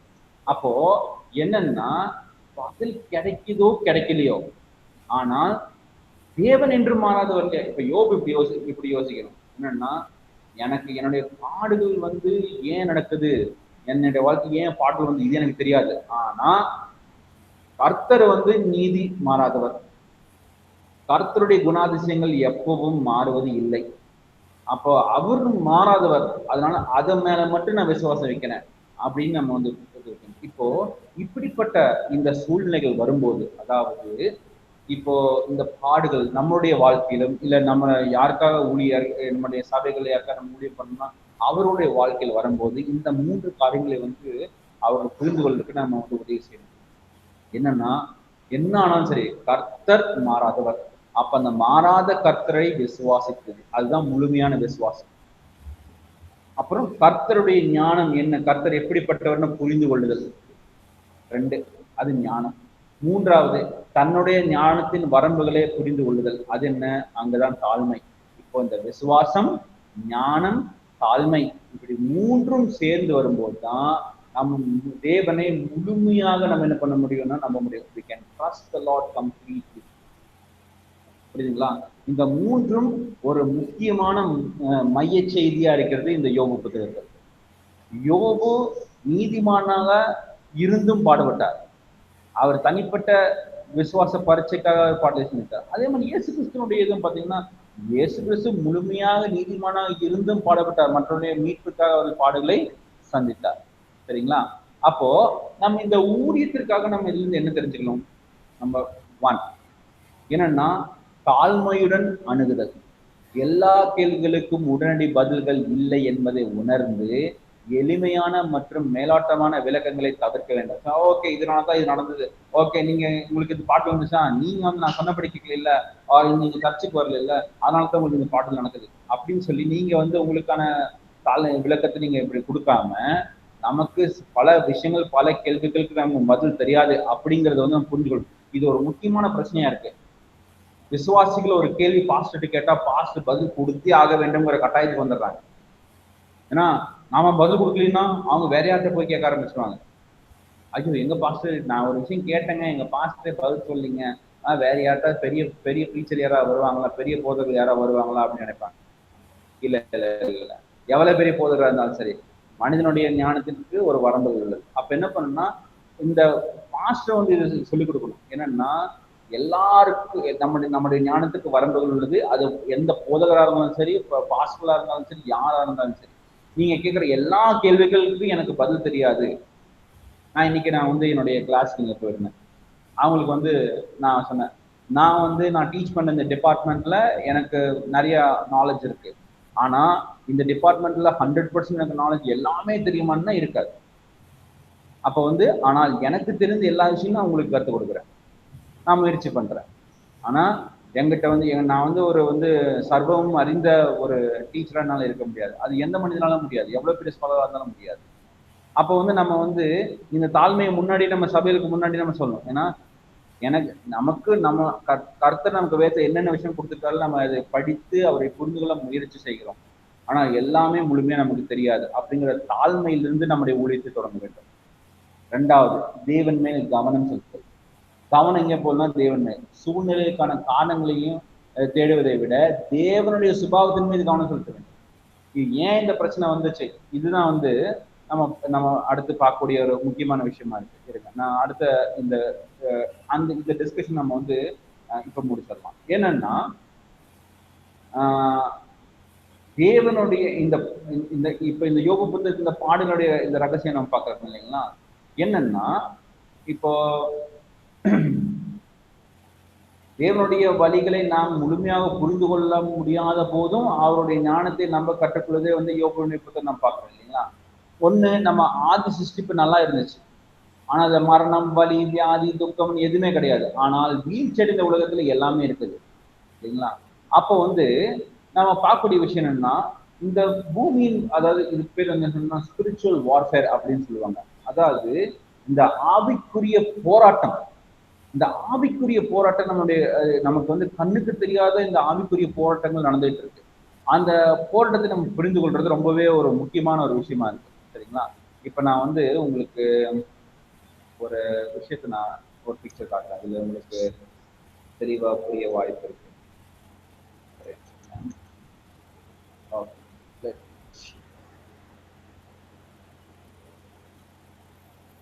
ஓகே,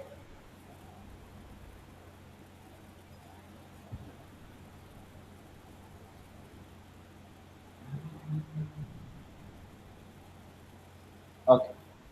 இதுல பாத்தீங்கன்னா இதுல 2 பிக்சர் இருக்கு. மேல பாத்தீங்கன்னா பரலோகத்தில் நடப்பது, இந்த யோபு புத்தகத்துல பாத்தீங்கன்னா பரலோகத்தில் நடப்பது, அதாவது வாசகர்களுக்கு வெளிப்படுத்தப்பட்ட உண்மை, அதாவது நமக்கு வெளிப்படுத்தப்பட்ட உண்மை.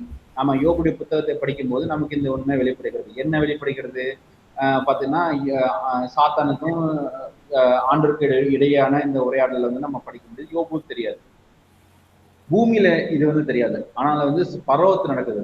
மனித கண்களுக்கு தெரியாத ஆவிக்குரிய போராட்டமும் நடக்குது. அந்த இடத்துல தேவனுடைய இறையாண்மையின் நோக்கமும் இருக்கிறது. ஆனால் மனிதனுக்கு பூமியில் காணப்படுவது என்ன? யோபு மற்றும் அவருடைய சிநேகிதர்கள், அவருடைய நண்பர்களின் பார்வை, விளக்க முடியாத வலி, இழப்பு மற்றும் தேவனுடைய மௌனம். ஏன் தேவன் மௌனமா இருக்கிறார்? ஏன் என்னுடைய வாழ்க்கையில் பாடுகள், வலிகள் எல்லாம் இருந்தாலும் கூட ஏன் தேவன் எதற்கும் பதிலே கொடுக்க மாட்டேங்கிறாரு? ஏன்? பல பேர் விசுவாசத்தை விட்டு வழி விலகி போவதற்கான காரணம் தான் இருக்கு. அப்ப என்னன்னா நம்ம இடத்தில் முழுமையற்ற தகவல் இருக்கிறது. அப்ப யோபுவுக்கு எப்படி, யோபுக்கும் அவருடைய நண்பருக்கும் எப்படி ஒரு முழுமையான தகவல் இல்லையோ, அதே போல் நம்ம இடத்துல என்ன பண்ணணும்னா நமக்கும் இந்த முழுமையற்ற இந்த தகவல் நம்ம இடத்துல இருக்கிறது. அப்படிங்கிற பட்சத்துல என்னன்னா நமது அறிவின் வரம்பு நமக்கு ஆழ்ந்த தாழ்மை கற்றுத்தருகிறது. சூழ்நிலை மதிப்பிட தேவையான அனைத்து தகவல்களும் நம்மிடத்தில் இருப்பது இல்லை. இதுதான் வந்து ஒரு நிதர்சனமான ஒரு உண்மை. அப்போ இது எல்லாமே நம்மகிட்ட கிடையாது. ஆனா வந்து இந்த ஆவிக்குரிய யுத்தம் அப்படிங்கிற விஷயம் கண்டிப்பா இருக்கு. ஸ்பிரிச்சுவல் வார்ஃபேர், விசுவாசிகள் தேவனுடைய நோக்கங்களை எதிர்க்கும் அந்த அந்த ஆவிக்குரிய சக்திகள் உலகில் இருக்கிறது, தீமை உண்மையாக இருக்கிறது அப்படிங்கிறது ஒரு உண்மையான விஷயம். சரிங்களா? அப்புறம் இன்னொரு விஷயம் இதுல இருக்கு. சாத்தானால் வந்து சுயமாக செயல்பட முடியாது. தேவன் நியமித்த எல்லைகளுக்குள் மட்டுமே அவர்கள் சாத்தானால் செயல்பட முடியும். சில பேர் சாத்தான் என்ன, சாத்தான் கருத்திற்கு நிகரானவர் அப்படின்னு நம்ம நினைக்கிறோம். இல்ல சாத்தானை பத்தி அவ்வளவு பயப்பட வேண்டிய அவசியம் கிடையாது. ஏன்னா இப்போ யோபுடைய புத்தகத்திலே பார்க்க போனீங்கன்னா ஆண்டவர் ஒரு எல்லையை வரைகிறார். இந்த எல்லைக்குள்ள நீ செயல்பட்டுக்கலாம், இதை தாண்டி நீ செயல்பட முடியாது அப்படின்னு சொல்லி அந்த எல்லைகளை ஆண்டவர் வரைகிறார். அப்ப இது நமக்கு என்ன காட்டுகிறதுனா, சாத்தான் என்னன்னா அந்த ஒரு சாத்தான் சர்வ வல்லவன் கிடையாது. சாத்தானுக்கு எல்லைகள் வரையறுக்கப்பட்டிருக்கிறது. அப்ப சாத்தானால் சுயமாக செயல்பட முடியாது. தேவன் நியமித்த எல்லைகளுக்குள் மட்டுமே அவனால் செயல்பட முடியும். அதனால தீமைக்கு ஒருபோதும் சர்வ வல்லமை இல்லை. தீமைக்கு ஒருபோதும் சர்வ வல்லமை இல்லை. அப்புறம் இன்னொரு பிரச்சனை இருக்கு. என்னன்னா நம்ம உண்மையான விசுவாசம் என்ன, இந்த விசுவாசம் என்பது உணர்ச்சிகளை அடக்குவது. நம்ம கஷ்டம் வந்தாலும் எதுவும் சொல்லக்கூடாது. அதாவது அப்படியே என்ன துக்கம் வந்தாலும் நம்ம வந்து அழுகாம அப்படியே அந்த துக்கத்தை வெளிப்படுத்தாமல் இருப்பதுதான் உண்மையான விசுவாசம். அப்படி இல்லை, அது அப்படிப்பட்ட இது தேவை. தேவன் தன் யோபுத்தை வந்து என்ன பண்ணா, யோபு தன் துக்கம், குழப்பம், விரக்தி மற்றும் தனிமையை வெளிப்படையாக தேவன் எடுத்து தெரிவித்தார். இதுல வந்து எந்த பிரச்சனையும் கிடையாது. சில பேர் சொல்லுவோம், நீ வந்து உட்காந்து நீ வந்து ஆண்டவர் முன்னாடி அழுகிற, எப்படி உன்னுடைய விசுவாசீங்க, எப்படி நீ வந்து உன்னுடைய துக்கத்தை வெளிப்படுத்தலாம் அப்படிங்கிற மாதிரி சில பேர் யோசிப்பாங்க. தவறே கிடையாது. நம்முடைய துக்கத்தை வெளிப்படுத்தலாம், கர்த்தரிடத்துல வெளிப்படுத்தலாம். ஏன்னா வந்து எப்படி ஒரு சின்ன குழந்தை எப்படி தன்னுடைய தகப்படத்துல போய் தனக்கான பிரச்சனைகளை சொல்லி அழுக முடியுமோ, அந்த துக்கத்தை வெளிப்படுத்துவது ஒரு அவிசுவாசம்னு சில பேர் நினைக்கிறாங்க. அது ஒரு அவிசுவாசம் கிடையாது. ஆனால் அந்த துக்கத்தை வெளிப்படுத்தும் போது நம் கர்த்தருடைய ஞானத்தையும் கர்த்தர் மேல் முழுமையாய் விசுவாசத்தில் இருக்கிறோமா அப்படிங்கிறது மட்டும் வச்சு அங்க போயிட்டு வந்து, ஆண்டவரே நீ எனக்கு இந்த மாதிரி பிரச்சனை கொடுத்துட்டீங்க, இனிமேல் நான் உங்களை வந்து உங்கள்கிட்ட நான் ஜெபி கூடிய மாட்டேன், இனிமேல் உங்கள் மேல நான் விசுவாசம் வைக்க மாட்டேன் அப்படிங்கிறது அந்த முடிவுக்கு போறது கிடையாது.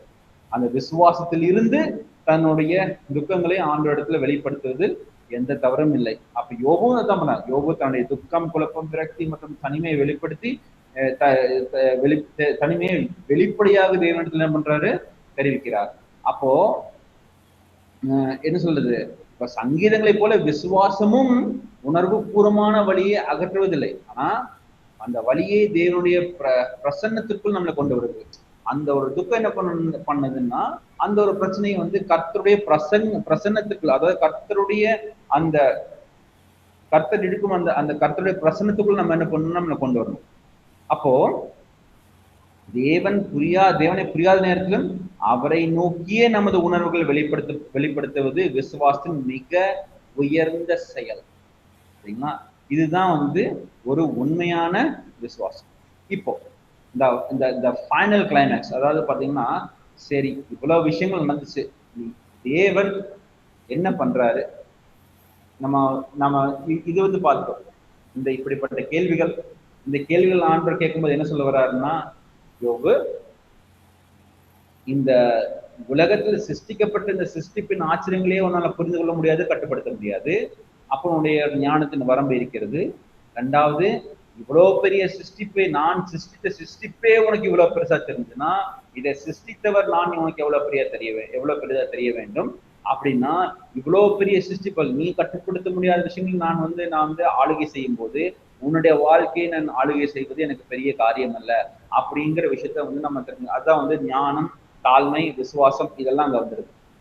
இதற்கு அப்புறம் இந்த கேள்விகள் மூலமாக என்ன பண்றாருன்னா, யோபு நான் முன்னாடி சொன்ன மாதிரி யோபு இந்த கேள்விகள் மூலமா அவர் யோபு அவமானப்படுத்தணும்னு அவர் விரும்பல. ஆனா அண்ணன் சொல்லணும்னா யோபுனுடைய தேடலை திசை திருப்புகிறார். என்ன பண்றாருன்னா யோபுனுடைய தேடலை ஆண்டவர் என்ன பண்றாரு, திசை திருப்புகிறார். இப்படி பாருங்க. சரி யோபு, சரி ஓகே, இப்படி வச்சுக்கலாம். இந்த கேள்விக்கு நான் பதில் கொடுத்துட்டேன். உன்னோட வாழ்க்கையில திரும்ப அடுத்த கேள்வி வருமே, அதுக்கு யார் பதில் கொடுப்பா? அதை தாண்டி இன்னும் பல கேள்விகள் வருமே. அப்போ உன்னோட வாழ்க்கையில துக்கத்துக்கான பல கேள்விகள் வந்து கொண்டே இருக்குமே. அப்படி வந்து கொண்டே இருக்கிற கேள்விகளுக்கு ஒவ்வொரு முறையும் நீ பதிலை எங்க போய் தேடப்போற? எல்லா சமயத்திலும் பதில் கிடைச்சிருச்சுன்னா நீங்க என்ன பண்ண போற? இப்ப உங்களுக்கு ஒரு வேலை, உங்களுடைய உங்களுக்கு அன்பானவர்கள் யாராவது ஒருத்தர் மறித்து விட்டார்கள், இறந்து விட்டாருன்னு வச்சுக்கோங்களேன். ஓகேங்களா? உங்களுக்கு துக்கமா இருக்குமா இல்லையா? கண்டிப்பா துக்கமா இருக்கு. இப்ப நீங்க ஆண்டவரே நான் துக்கப்படுகிறேன், நீங்க ஏன் இவர்கள் இறந்தாருன்னு கேள்வி கேட்கறீங்க. ஆண்டவர் அதற்கான ஒரு விளக்கத்தை கொடுத்து விட்டார். இதான்ப்பா காரணம், இதான் இவங்க இறந்துட்டாங்க. அந்த விளக்கம் உங்களுடைய துக்கத்தை மாற்றி விடுமா? மாற்றாது. இப்ப ஆண்டவர் சொல்றாருன்னா, யோபுவே நீ துக்கத்துல இருக்க, ஆனா நீ என்ன தேடுற? பதில தேடுற. உன்னுடைய கேள்விகளுக்கு பதில் கிடைத்தாலும் அந்த பதில் உன்னை என்ன பண்ண போறது இல்ல, உன்னை தேற்ற போறது கிடையாது. அப்போ நீ தேடுகிற தேடலே தவறானது யோபு. நீ சரியான தேடலுக்கு வா அப்படின்னு சொல்லி என்ன பண்றாரு, யோபுனுடைய தேடலை அவர்கள் என்ன பண்ற, ஆண்டவர் என்ன பண்றாரு, சீர்படுத்துகிறார், சரிப்படுத்துகிறார். அதனுடைய திசையை மாற்றி வைத்து சரியான பாதையில் அவனுடைய தேடலை இருக்கணும் அப்படின்னு சொல்லி ஆண்டவர் அவரை அந்த தேடலை வேறு பகுதிக்கு, வேறு இடத்துக்கு வழி நடத்துகிறார். சரிங்களா? அந்த வழிநடத்தல் தான் இந்த யோபுடைய புத்தகத்தின் முக்கியமான ஒரு விஷயம். சரிங்களா? என்னன்னா, யோபு நீ தேடுகிற தேடல், அந்த திசை அது சரியானதல்ல. நீ அதாங்க யோசிச்சு பார்க்க. சரி, ஒரு வேலை ஆண்டவர் சொல்லிருக்கலாம், யோபு இந்த மாதிரிதான் எனக்கும் சாத்தானுக்கு இப்படி ஒரு சவால் இருந்தது, அந்த சவாலுக்காக தான் நீ துன்பப்பட்ட அப்படிங்கும்போது அந்த பதில் யோபு ஆவலாக எதிர்பார்த்து கொண்டிருந்த அந்த பதில் யோபுவை தேற்று விடுமா? ஒருவேளை யோபுடைய துக்கத்தை அதிகப்படுத்திருக்கலாம். ஆண்டவரே, உங்க சவாலுக்கு என் பிள்ளைகளை கொண்டுட்டீங்களே, உங்க சவாலுக்கு என்னுடைய எல்லாமே போச்சு, என்னுடைய சரீரம் போச்சு, என்னுடைய வாழ்க்கை மொத்தமும் போயிடுச்சு அப்படின்னு சொல்லி என்ன பண்ணலாம், ஒரு பேர் கூடி வந்திருக்கலாம். எப்படி இருக்குன்னு தெரியாது. சரிங்களா? அது என்ன வேணாலும் நடந்திருக்கலாம். அது நம்ம இமேஜின் தான், கற்பனை தான் பண்ணி பார்க்க முடியும் தவிர அது எப்படி இருக்குன்னு சொல்லுங்க.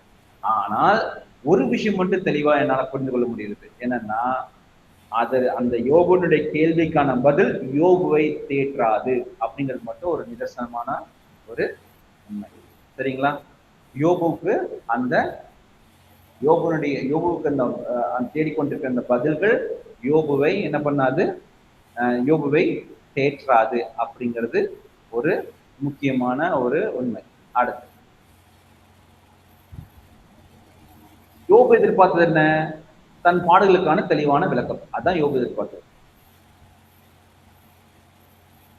இல்லைங்களா? யோபு எதிர்பார்த்தது ஒரே விஷயம்தான். என்ன பாடுகளுக்கு ஒரு தெளிவான ஒரு நீட்டான ஒரு எக்ஸ்பிளனேஷன் எனக்கு வேணும் அப்படின்னு தான் யோபு எதிர்பார்க்கிறாரு. ஆனா ஆண்டவர் சொல்றாரு, யோபு நீ தேடுற விஷயம் சரியானது கிடையாது, நான் உனக்கு வேற ஒரு விஷயத்த தரேன். ஆண்டவர் சொல்றாருன்னா, ஆண்டவர் கொடுத்த விஷயம் தெரியுங்களா, அந்த 4 அதிகாரங்கள் ஆண்டவர் கேட்ட கேள்விகள் சில விஷயங்கள் நம்ம தெரிஞ்சுக்கிட்டோம். அதன் மூலமா மனித ஞானத்தின் வரம்புகள், கர்த்தருடைய சிருஷ்டிப்பின் ஆச்சரியங்கள், அப்ப கர்த்தருடைய மகத்துவம், எல்லா விஷயமும் அது மூலம் தெரிஞ்சது. அதனால என்ன பண்ணா, தேவன் தன்னை பற்றின வெளிப்பாடு அவன் கொடுத்தார். தேவனை பற்றிய ஒரு ஆழமான புரிதல். யோபு தேடினது என்ன? தன் பாடுகளுக்கான தெளிவான விளக்கம். அதுதான் யோபு தேடின ஒரு விஷயம். ஆனால் தேவன் கொடுத்தது என்ன? தேவனை பற்றிய ஒரு ஆழமான ஒரு வெளிப்பாடு. பதிலுக்கு அந்த கேள்விக்கு பதிலாக என்ன பண்றோம்னா, வெளிப்பாடுகளை ஆண்டவர் கொடுக்கிறார். சிருஷ்டிப்பு, இயற்கை மற்றும் மண்டத்தின் ரகசியங்களை குறித்த கேள்விகள் மூலம் வெளிப்படுத்தப்பட்ட தேவனுடைய அளவற்ற ஞானம். அப்ப தேவன் யார் அப்படிங்கிறது ரொம்ப தெளிவா கொடுக்கிறார். அதாவது இது வந்து இது கொடுத்ததுக்கு அப்புறம் அப்போ வந்து யோபு என்ன பண்றாரு, யோபு புரிந்து கொள்கிறார். அப்பதான் வந்து யோபு மனம் திரும்புகிறார். அப்போ தெய்வீக கட்டுப்பாடு எந்த ஒரு அழிவும் தேவனுடைய அறிவுக்கும் அதிகாரத்துக்கும் வெளியே நடப்பதில்லை. சாத்தானால் சுயமாக செயல்பட முடியாது அப்படிங்கிறது வந்து ஒரு தெளிவான விஷயம். ஏன்னா முழு உலகத்தையும் என்ன பண்ற ஆண்டவர் தான் வந்து என்ன பண்ற ஆளுகை செய்கிறார். அடுத்து தேவன் பாடுகளை கண்டு சந்தோஷப்படுவதில்லை, அவர் இரக்கமும் அன்பும் உள்ளவர். இருப்பினும் பாடுகள் தேவனுடைய சர்வ வல்லமையின் நோக்கங்களுக்குள் நிகழ அனுமதிக்கப்படுகின்றன அப்படிங்கிறது ஒரு முக்கியமான ஒரு விஷயம். அடுத்து தேவன் சர்வ வல்லவர் என்பதாலேயே பாடுகள் ஒருபோதும் அர்த்தமற்றவை அல்ல. தேவன் சர்வ வல்லவர் என்பதாலேயே பாடுகள் ஒருபோதும் அர்த்தமற்றவை அல்ல. தேவன் எல்லாவற்றையும் நன்மைக்கு எதுவாகவே நடப்பிக்கிறார் அப்படிங்கிற விஷயத்த வந்து நம்ம பார்க்கிறோம் இல்லைங்களா. இப்போ இதனால வந்து என்ன பண்ணோம்னா, ஒரு யோகுவுக்கு இருந்த அந்த ஒரு புரிதலில் வந்து ஒரு பெரிய மாற்றம் ஏற்படுது. யோபுக்கு இருந்த புரிதல் வந்து ஒரு பெரிய மாற்றம் ஏற்படுது. அது என்ன அப்படிங்கிறத வந்து நம்ம பார்ப்போம்.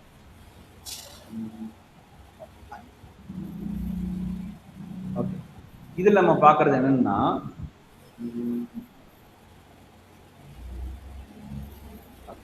இதை பார்த்தீங்கன்னா இந்த புடமிடும் அப்படிங்கிற விஷயம், இதே வார்த்தையை வந்து உங்களை யாரோ ஒருத்தர் முன்னாடி சொன்னீங்க நம்ம டிஸ்கஸ் பண்ணும்போது. முன்பு தேவனுடைய அந்த யோபுடைய அந்த நிலை என்னன்னு பார்க்கலாம். இந்த இடத்துல முன்பு மற்றவர்கள் சொல்லி அறிந்து கேள்விப்பட்ட அந்த ஞானம். அடுத்து புடமிடும் அக்கினி. பின்பு என்ன நடக்குது, தேவனை பற்றி ஆழமான ஒரு தனிப்பட்ட அனுபவம். இது வந்து யாக்கோபு என்ன சோதனைகள் என்ன சொல்றது, அந்த பொறுமையை உருவாக்குகின்றன. பேர் என்ன, பொன் புடமிடுவது போல விசுவாசமும் என்ன பண்றதுன்னா சோதிக்கப்படுகிறது அப்படிங்கிற விஷயத்தை வந்து நம்ம பார்க்கிறோம். இப்போ வந்து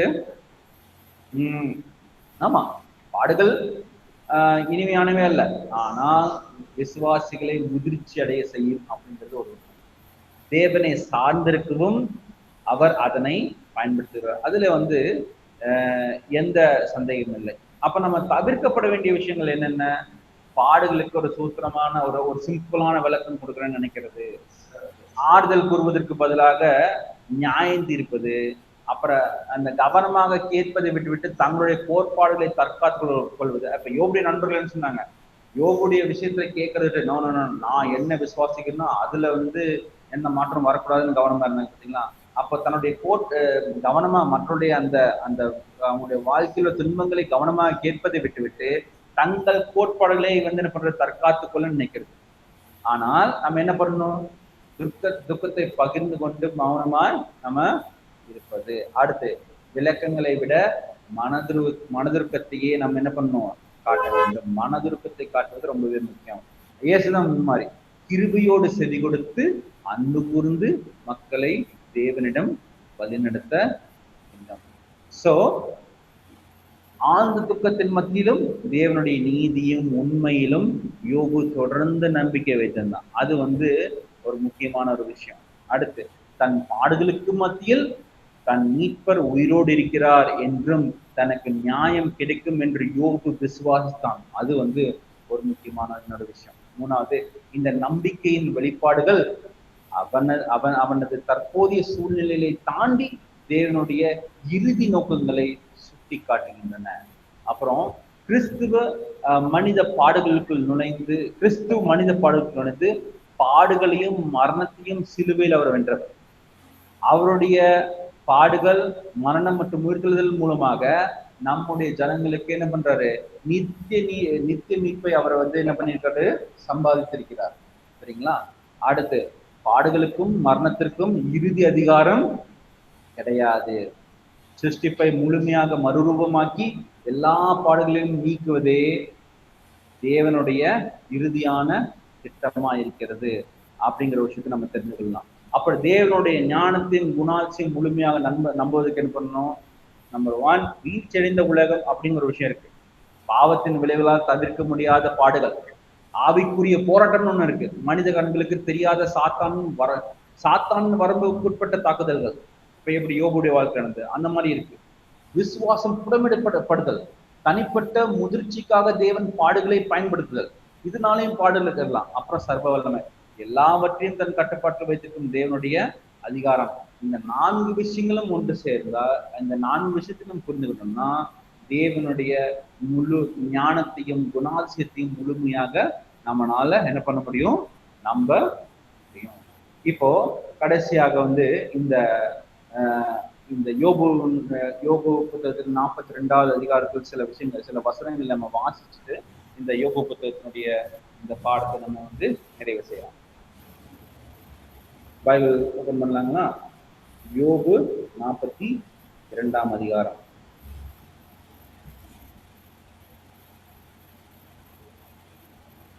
யோபு 42ஆம் அதிகாரம். இதுல நம்ம 1வது வசனத்திலிருந்து வாசிப்போம். அப்பொழுது யோபு கர்த்தருக்கு பிரதியுத்தரமாக, தேவரீர் சகலத்தையும் செய்ய வல்லவர், நீ செய்ய நினைத்தது தடைபடாது என்பதை அறிந்திருக்கிறேன். அறிவில்லாமல் ஒவ்வொரு இதுல ஃபர்ஸ்ட் நீங்க படிச்சது என்னன்னா, 2வது வசனத்தை படிங்க. தேவரீர் சகலத்தையும் செய்ய வல்லவர், நீ செய்ய நினைத்தது தடைபடாது என்பதை அறிந்திருக்கிறேன். ஓகே, முதலாவது விஷயம் என்னன்னா, தேவரீர் சகலத்தையும் செய்ய வல்லவர். இதுக்கு முன்னாடி வரைக்கும் பாத்தீங்கன்னு வச்சுக்கோங்களேன், இந்த 41வது அதிகாரம் வரைக்கும் பாத்தீங்கன்னா, 41வது வரைக்கும் ஃபுல்லா பாத்தீங்கன்னா அது கேள்விகள் கேள்விகள் கேள்விகள் கேள்விகள் அப்படின்னு இந்த கேள்விகளாவே போயிட்டு இருக்கு.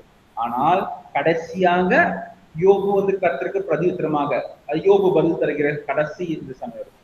அப்போ யோபுக்கு இருந்த அந்த பதில், அந்த கேள்விகள்லாம் மறந்து போயிடுச்சு. ஆண்டவர் இத்தனை கேள்வி கேட்டதுக்கு அப்புறம் யோபுக்குள்ள இருந்த அந்த கேள்வி மறைஞ்சிருச்சு. ஆனா யோபுக்குள்ளே உள்ள அந்த புரிதல் என்னன்னு இந்த சில 5 வருஷங்களை படிச்சாலே நமக்கு தெரிஞ்சிடும். யோபுக்குள்ள புரிதல் எப்படி மாறியது அப்படின்னு. முதலாவது என்னன்னா, தேவரீர் சகலத்தையும் செய்ய வல்லவர், கர்த்தருடைய இறையாண்மை அப்படிங்கிற விஷயத்தை இங்க புரிந்து கொள்ளப்படுகிறது. தேவரீர் சகலத்தையும் செய்ய வல்லவர், நீ செய்ய நினைத்தது தடைபடாது என்பதை அறிந்துங்க. கர்த்தர் என்ன செய்ய நினைக்கிறார் அதை அதாவது காட் சாவரன் வில் அப்படின்னா அவருடைய அந்த சித்தம், கர்த்தருடைய சித்தம் என்னைக்குமே மாறாது. அடுத்து 3வது வசனத்தை வாசிங்க. அறிவில்லாமல் ஆலோசனை மறைக்கிற இவன் யார்? ஆகையால் நான் எனக்கு தெரியாதையும் என் புத்திக்கு எட்டாதையும் நான் அறியாதையும் அழைப்பினேன் என்கிறேன். அடுத்து என்ன சொல்றாருன்னா, அறிவில்லாமல் ஆலோசனையை மறைக்கிற இவன் யார்? அதாவது என்னுடைய என்னுடைய ஞானம், என்னோட அறிவுக்கு பல வரம்புகள் இருக்கிறது, அது ரொம்பவே கம்மி அப்படிங்கிறது. ஆகையால் நான் எனக்கு தெரியாததையும் எனக்கு தெரியாததையும் என் புத்திக்கு எட்டாதையும் நான் அறியாதையும் அழைப்பினேன் என்கிறான். இதனாலதான் மனம் திரும்புகிறேன். அடுத்த வசனம் 4. நீர் எனக்கு செவி கொடும், அப்பொழுது நான் பேசுவேன், நான் உம்மை கேள்வி கேட்பேன், நீ எனக்கு உத்தரவு சொல்லும். ஓகே, நீர் எனக்கு செவி கொடும். அதாவது இப்ப என்னன்னா, கர்த்தர் மேல இருக்கிற அந்த விசுவாசம்ங்கிறது, உண்மையான கர்த்தர் மேல இருக்கிற அந்த விசுவாசம். நீ எனக்கு செவி கொடும், அப்பொழுது நான் பேசுவேன், நான் உம்மை கேள்விப்பட்டேன், நீர் எனக்கு உத்தரவு சொல்லும். அடுத்து 5வது. என் காதினால் உம்மை குறித்து கேள்விப்பட்டேன், இப்பொழுதோ என் கண் உம்மை காண்கிறது. இதுதான் ஒரு முக்கியம். இதுதான் இருக்கிற பெரிய டிரான்சிஷன். என்னன்னா, நான் என்ன பண்ணேன், இதற்கு முன்பாக என்ன பண்ணேன், கேள்விப்பட்டேன். ஆனால் இப்பொழுது காதினால் உம்மை குறித்து என் கண் உம்மை காண்கிறது. ஓகே, இப்ப இந்த ரெண்டுக்கு என்ன வித்தியாசம்? இந்த இரண்டுக்கும் என்ன வித்தியாசம் சார்? கேள்விப்பட்டேங்கிறது வேற ஏதோ இடத்துல இருந்து கேள்விப்பட்டிருப்போம், எங்க வேற விஷயங்கள். ஆனா நேரா பாக்குறது பார்க்கிறேன். அவருடைய வாழ்க்கையில அதாவது கேள்விப்பட்டது என்பது புரிந்து கொள்ளுதல், பார்க்கிறதுங்க நேரடியாக பார்க்கிறது. ஓகே, நான் சொல்றேன், சிம்பிளா இது சொல்றேன். கர்த்தரை பற்றிய அறிவு, கர்த்தரை அறிகிற அறிவு, இந்த ரெண்டுமே வித்தியாசம். கர்த்தரை பற்றிய அறிவுனா கர்த்தர் யார் அப்படிங்கிற விஷயம் நீங்க லைப்ரரியில போய் உட்கார்ந்தாலே நீங்க தெரிஞ்சுக்கலாம். சரிங்களா? கர்த்தரை குறித்து இந்த கேள்விப்பட்ட அந்த அறிவு. அதான் வந்து இதுல இருக்கு, நான் வந்து கர்த்தரை நான் என் காதினால் உண்மை குறித்து. எப்போ இந்த யோபு புத்தகத்துல ஆரம்பத்தை படிச்சிருந்தீங்க, யோபு நீதிமானா இருந்தான், செல்வந்தனா இருந்தான்.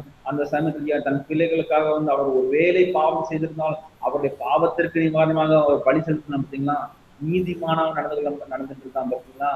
அந்த சமயத்தில் கர்த்தரை குறித்து கேள்விப்பட்டதான் அவன் நீதிமானா நடந்துட்டு இருந்தான். ஆனால் இங்க வந்து அதையும் தாண்டி ஒரு விஷயத்தை நம்ம பார்க்கிறோம். இப்பொழுதோ என்னன்னா, இந்த இப்பொழுதோ இப்போ வந்து இந்த இங்கிலீஷ் வேல் பார்த்தீங்கன்னா பட், அதாவது அதுக்கு முன்னாடி இந்த பிரேஸ்க்கும் இதுக்கு வரக்கூடிய பிரேஸ்க்கும் ஒரு கான்ட்ராஸ்ட் இருக்கு. அதாவது அப்படியே ஆப்போசிட், ஒரு எதிர்மறை. இதுக்கு முன்னாடி நான் குறித்து நான் கேள்விப்பட்டேன் நல்ல விஷயங்கள். அந்த கேள்வி நான் என்னென்ன விஷயங்கள் கேள்விப்பட்டனோ அந்த நான் கேள்விப்பட்டதுக்கு தகுந்த மாதிரி நான் வந்து என்ன பண்ணேன், என்னுடைய வாழ்க்கை வாழ முயற்சி பண்ணேன். ஆனால் இப்பொழுதோ என் கண் உண்மை. முன்னாடி வந்து கர்த்தர் யாருன்னு யாரோ சொல்லி கேட்டேன், இப்போ கர்த்தர் யாருன்னு கர்த்தர் சொல்லி நான் கேட்கிறேன். கர்த்தர் முன்னான அந்த ஒரு நேரடி உறவு, முன்பு கர்த்தரை குறித்ததான ஒரு ஞானம், ஒரு அறிவு. இது கர்த்தரை அறிகிற அறிவு, கர்த்தரை அனுபவ ரீதியாக கர்த்தரை வந்து நேரடியாக அறிகிற இந்த அறிவு. இது எப்ப நடந்தது? இந்த பாடுகள் வரும்போதுதான் இது நடந்துச்சு. அந்த பாடுகள் மூலியமா தான் வந்து நம்ம பார்த்தீங்கன்னா, நம்ம வந்து இப்போ நம்ம டிஸ்கஸ் பண்ண பார்த்தீங்கன்னா சில விஷயங்கள் இந்த பாடுகள் மூலியமாக ஆண்டவர் என்ன பண்றாருன்னா, ஆண்டவரை முழுமையாக அறிந்து கொள்வதற்கான வாய்ப்பை நமக்கு ஏற்படுத்தி கொடுக்கிறார். சரிங்களா? ஆனால் என்ன நடக்குதுன்னா, நான் இதற்கு முன்பாக என்ன பண்ண, கர்த்தரை என் காதினால் உண்மை குறித்து கேள்விப்பட்டேன். ஆனால் சாரிங்க, எலக்ட்ரிசிட்டி போயிடுச்சு.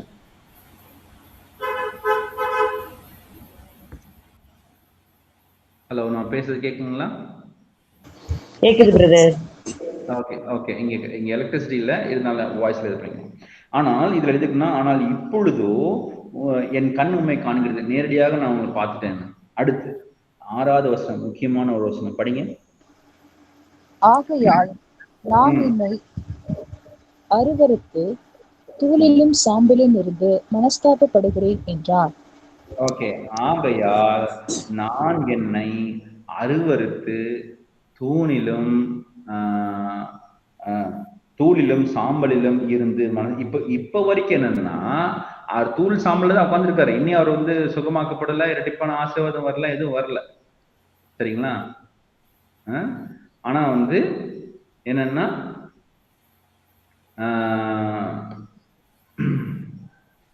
ஒரே நிமிஷம். ஓகே, இப்போ என்னன்னா, அவர் இன்னும் முழுமையா குணமாக்கப்படல. ஆனா என்ன எழுதிருக்குன்னா, தூளிலும் சாம்பலும் இருந்து மனஸ்தாபப்படுகிறேன் அப்படின்னு போட்டு. இதை வந்து இந்த வசனத்தை வந்து நான் கொஞ்சம் நம்ம அந்த மூல பாஷைக்கு சென்று, அதாவது எபிரேய மொழிக்கு சென்று வாசிப்பது தான் வந்து இது வந்து ரொம்ப சரியா இருக்கும். நான் அந்த வசனத்தை நான் எபிரேய இந்த பைபிள் எடுத்து பார்க்கணும். இதுல என்ன எழுதிருக்குன்னா, இதுல இந்த therefore after that I abhor myself and repent in dust and ashes அப்படிங்கிறது தான் வந்து அதே தூளில் சாம்பலும் இருந்து நான் இதுல வந்து என்னன்னா ரிப்பென்ட்னு போட்டிருக்கு, அதாவது நான் மனம் திரும்புகிறேன் அப்படின்னு போட்டிருக்கு. ஆனா அதனுடைய உண்மையான அர்த்தத்தை நம்ம புரிந்து கொள்றது ரொம்ப முக்கியமான விஷயம். இதுல என்ன எழுதிருக்குன்னா, அந்த நான் மனம் திரும்புகிறேன், அதாவது தமிழ் பைபிள்ல நான் மனஸ்தாபப்படுகிறேன்னு போட்டிருக்கு இல்லைங்களா, அதற்கு வந்து எபிரேய வார்த்தை என்ன தெரியுங்களா, நிஹம்தி. அகம் அப்படிங்கிற அந்த வார்த்தையிலிருந்து வந்தது. அது நிஹம்தி, வே நிஹம்தி. அந்த வேங்கிறதுன்னா அண்டு மட்டும் அப்படிங்கிறதுக்கு. அப்ப நிஹம்தி, அந்த நிஹம்தி அப்படிங்கிற அந்த வார்த்தைக்கான அர்த்தம் என்ன தெரியுங்களா? ஒரு ஆச்சரியமான விஷயம். இந்த நிஹம்தி அப்படிங்கிற அந்த வார்த்தையுடைய அர்த்தம் என்ன தெரியுங்களா? ஐ எம் கம்ஃபர்டட், நான் தேற்றப்படுகிறேன். நம்ம தமிழ் பைபிள் நான் மனஸ்தாபப்படுகிறேன்னு எழுதியிருக்கு. ஆனா இதுல என்னன்னா, ஆனா இந்த எபிரேய மொழியில என்ன எழுதியிருக்குன்னா, இந்த நெஹம்தி, இந்த நெஹம்திங்கிற விஷயம், இந்த நெஹம்திங்கிற இந்த வார்த்தை எப்படி தெரியுங்களா? இதனுடைய அர்த்தம் என்ன தெரியுங்களா? நான் தேற்றப்படுகிறேன், கம்ஃபர்ட். அதுதான் அதோடைய மீனிங். இப்போ பல வகையாக அது வந்து இந்த ரிலண்டட், கம்ஃபர்டட், கம்ஃபர்ட்னு பல தடவை வந்து அது நான் தேற்றப்படுகிறேன். தேற்றுதல் அப்படிங்கிற அந்த வார்த்தை தான் வந்து பைபிள்ல பல இடத்துல அந்த வார்த்தை வந்து பயன்படுத்தப்பட்டிருக்கு. அதே தேற்றுதல்ங்கிற அந்த வார்த்தை தான் இந்த இடத்துலயும் பயன்படுத்தப்பட்டிருக்கு. அப்போ இந்த வார்த்தை இந்த எபிரேய பைபிள்ல இருக்கிற அந்த இதை படிச்சு பார்த்தேன்னா அதே முறை நான் படிச்சு பார்த்தேன் என்ன இருக்குன்னா, நான் ஆகையால் நான் தூளிலும் சாம்பலிலும் இருந்து நான் என்ன பண்ணப்படுகிறேன்?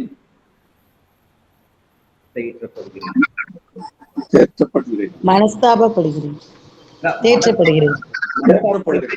தமிழ் பைபிள் எழுதிருக்கு. அதை நம்ம எபிரேய போய் பார்த்தோம்னா அந்த நிஹாம்தி தேற்றப்படுகிறேன், தேற்றப்படுகிறேன். அப்போ இந்த நம்ம பார்த்த இந்த முக்கியமான விஷயம் என்ன? இப்போ வேதத்துல வந்து இப்ப யோபு புத்தகத்துல நம்ம என்ன பார்த்தோம்?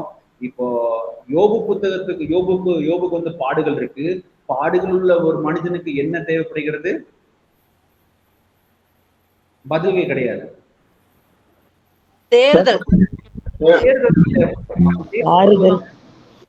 அந்த ஆறுதலும் தேற்றப்படுவதும் தான் யோபுவுக்கு முக்கியமே. அப்போ பாடுகள் உள்ள சமயத்தில் என்ன பண்ணணும்னா நமக்கு வந்து தேற்றப்படுதலும் ஆறுதலும் தான் முக்கியமே தவிர பதில்கள் அல்ல.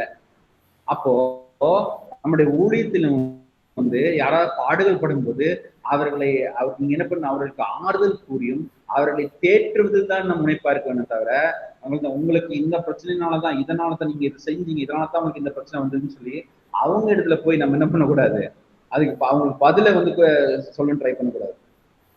தவறான அந்த ஒரு இரக்கமில்லாத ஒரு பதில் கொடுத்தா என்ன தெரியுங்களாக்கும் அவங்களோட வாழ்க்கையே வந்து அவங்களோட விசுவாசமே வந்து என்ன பண்ண சில சமயம் அசைக்கப்படுவதா இருக்கும். அதனால வந்து ரொம்பவே வந்து நம்ம வந்து கேர்ஃபுல்லா இருக்கணும். இது என்ன எழுதிருக்கு? நான் தூளிலும் நான் தூளில் உட்கார்ந்துருக்கேன், சாம்பல்ல உட்கார்ந்துருக்கேன், இப்பவும் என்னுடைய கொப்பளங்களை நாய்கள் நக்குகிறது, சிறுவர்கள் கல்லெடுத்து எறிகிறார்கள், என்னுடைய my breath is abominable to wife, அதாவது என்னோட வாயின் துர்நாட்டம் வந்து என்னுடைய மனைவி கூட அது விருப்பம் கிடையாது, பக்கத்து கூட வர மாட்டாங்க, என்ன வேலைக்காரர்கள் கூட்டாலும் வந்து அவங்க வர்றது கிடையாது. அப்படிப்பட்ட சூழ்நிலை இப்போ யோபு அப்படிதான் இருக்கிறாரு. ஆனா அந்த தூளிலும் சாம்பலிலும் இருந்து கொண்டு நான் தேற்றப்பட்டு விட்டேன் அப்படின்னு சொல்லி அந்த இப்ப யோபு சொல்றாரு. எப்படி தேற்றப்பட்டு விட்டேன் அப்படின்னா அந்த இதுக்கு முன்னாடி வசனம் பாத்தீங்களா, அதுதான் அதனுடைய ரகசியம். என்ன? இதுவரைக்கும் நான் என்ன பண்ணேன்? உண்மை குறித்து நான் கேள்விப்பட்டேன், இப்பொழுது என் கண்கள் உண்மை காண்கிறது. அப்போ கர்த்தரை கண்ட பிறகு கர்த்தரை காண்பதுதான் நமக்கு கிடைக்கக்கூடிய ஆறுதலும் தேற்றுதலும். அப்ப ஆண்டவர் என்ன சொல்றாருன்னா, யோபு நீ பாடுபடும் போது பதில தேடி ஓடாத, நீ என்ன பண்ணணும்னா நீ பாடுபடும் போது நீ என்னை தேடி ஓடிவா, ஆண்டவரை தேடி வா, அங்கதான் உனக்கு ஆறுதலும் தேற்றுதலும் கிடைக்கும். அப்போ வந்து பாடுபடுவதற்கு நம்ம என்ன சொல்ல வேண்டும்? ஆண்டவரை நோக்கி தேடு, பதிலை தேடாத, ஆண்டவரை நோக்கி தேடு. அப்ப ஆண்டவரை நோக்கி தேடு அப்படின்னு சொல்லும் போதுதான் வந்து அப்ப வந்து ஆண்டவரை தேடுவதில் ஆண்டவருடைய அந்த பிரசன்னத்தில் மாத்திரமே நமக்கு என்ன கிடைக்கும்? அந்த ஆறுதலும் தேற்றுதலும் நமக்கு கிடைக்கும். பதில்களினால் நமக்கு கிடைக்கவே கிடைக்காது. பல சமயங்கள் நமக்கு பதில் கிடைக்கவே கிடைக்காது. ஆண்டவர் மௌனமா இருக்காரு நமக்கு அப்படிதான் நமக்கு தெரியும். அது ஏன்னா சில பேர் அதனுடைய பதிலை தேடி ஓடிக்கிட்டே இருப்பாங்க.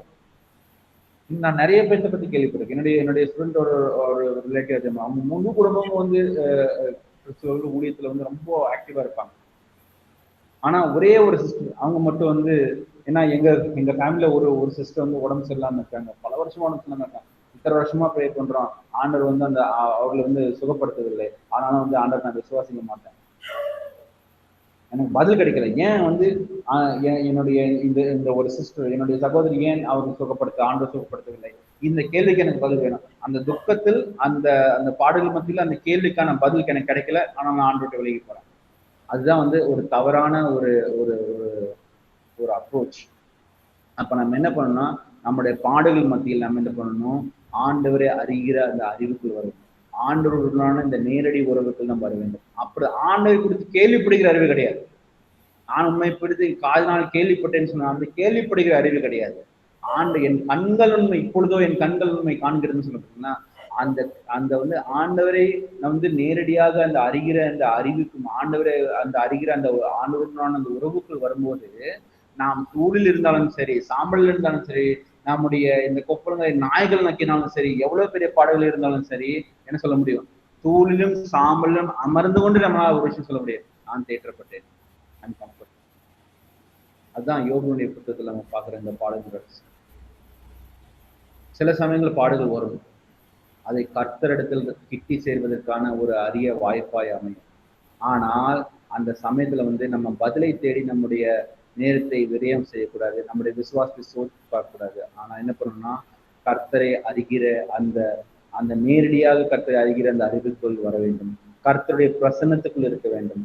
அப்பொழுது என்ன நடக்கணும்னா, கர்த்தரை முழுமையாக அறிகிற அறிவு நமக்கும் நம்ம எவ்வளவு பெரிய பாடல்கள் இருந்தாலும் என்ன பண்ணுவோம், நாம் தேற்றப்படுவோம். அதனால் நம்ம என்ன பண்ணணும்னா, நம்பர் 1 நம்ம இந்த ஊழியத்துல என்ன பண்ணணும், தாழ்மையுடன் அணுகுதல். 2வது தேவன் மேல் கவனம் செலுத்துதல். 3வது பொறுமை. யோபுவின் ஒன்றிச்சு போராட்டம் போது தேவன் கிருபியாக இருந்தது போல போராடுகிறவர்களிடத்தில் நம்ம என்ன பண்ணணும், நம்மளும் பொறுமையா இருக்க வேண்டும். சில சமயம் நம்முடைய சபையில இருக்கிறவங்க பல பிரச்சனைகள் பாடுகள் இருக்காங்க, அவர்களிடத்துல நம்ம பொறுமையா இருக்கணும். அவர்களுக்கு போய் நியாயம் தீர்க்கிறதுக்காக நம்ம உட்காரக்கூடாது. நியாயம் தீர்க்கிற வேலை நம்முடைய வேலை கிடையாது.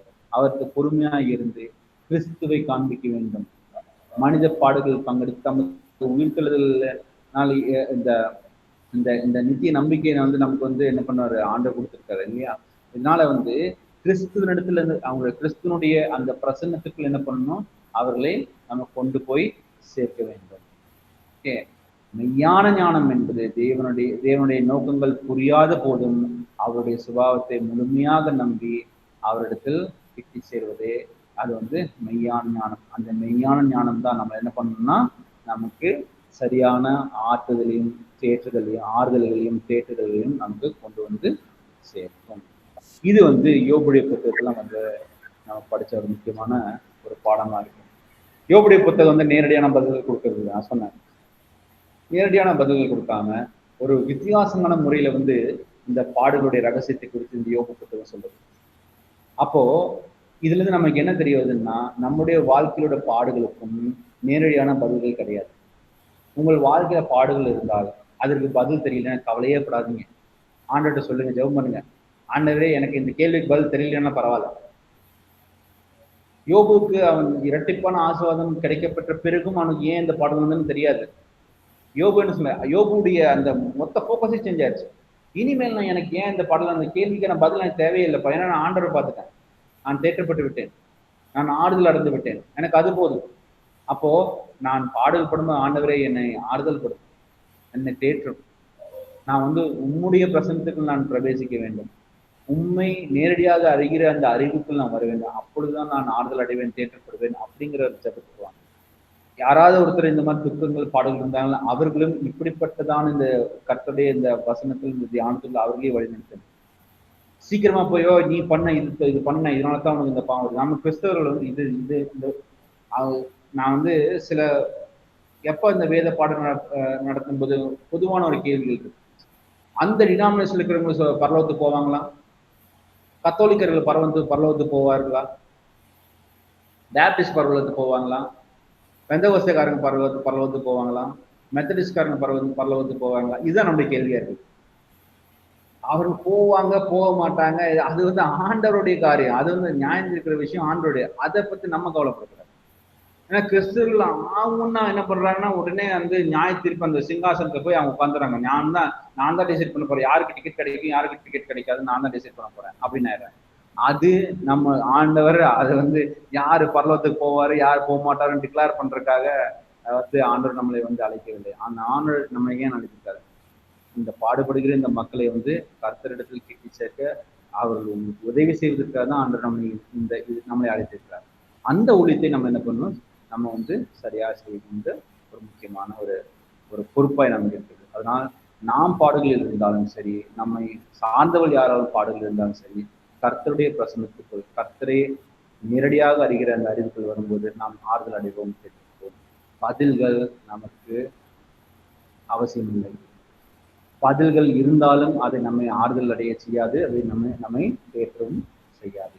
இதுதான் நம் யோபுவின் புத்தகத்தில் நாம் கற்றுக்கொள்கிற ஒரு பாடமாக இருக்குது. ஓகே, நம்மளுக்கு சில நிமிடங்கள் இருக்கிறது. உங்களுக்கு ஏதாவது ஒன்று கேள்விகள் இல்லாட்டி இதிலிருந்து நீங்க கற்றுக்கின்ற விஷயங்கள் சில விஷயங்கள் சொல்ல விரும்புனீங்கன்னா நீங்க சொல்லலாம்.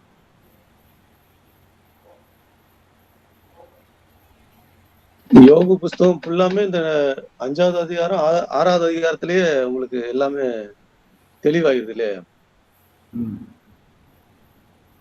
கண்டிப்பா.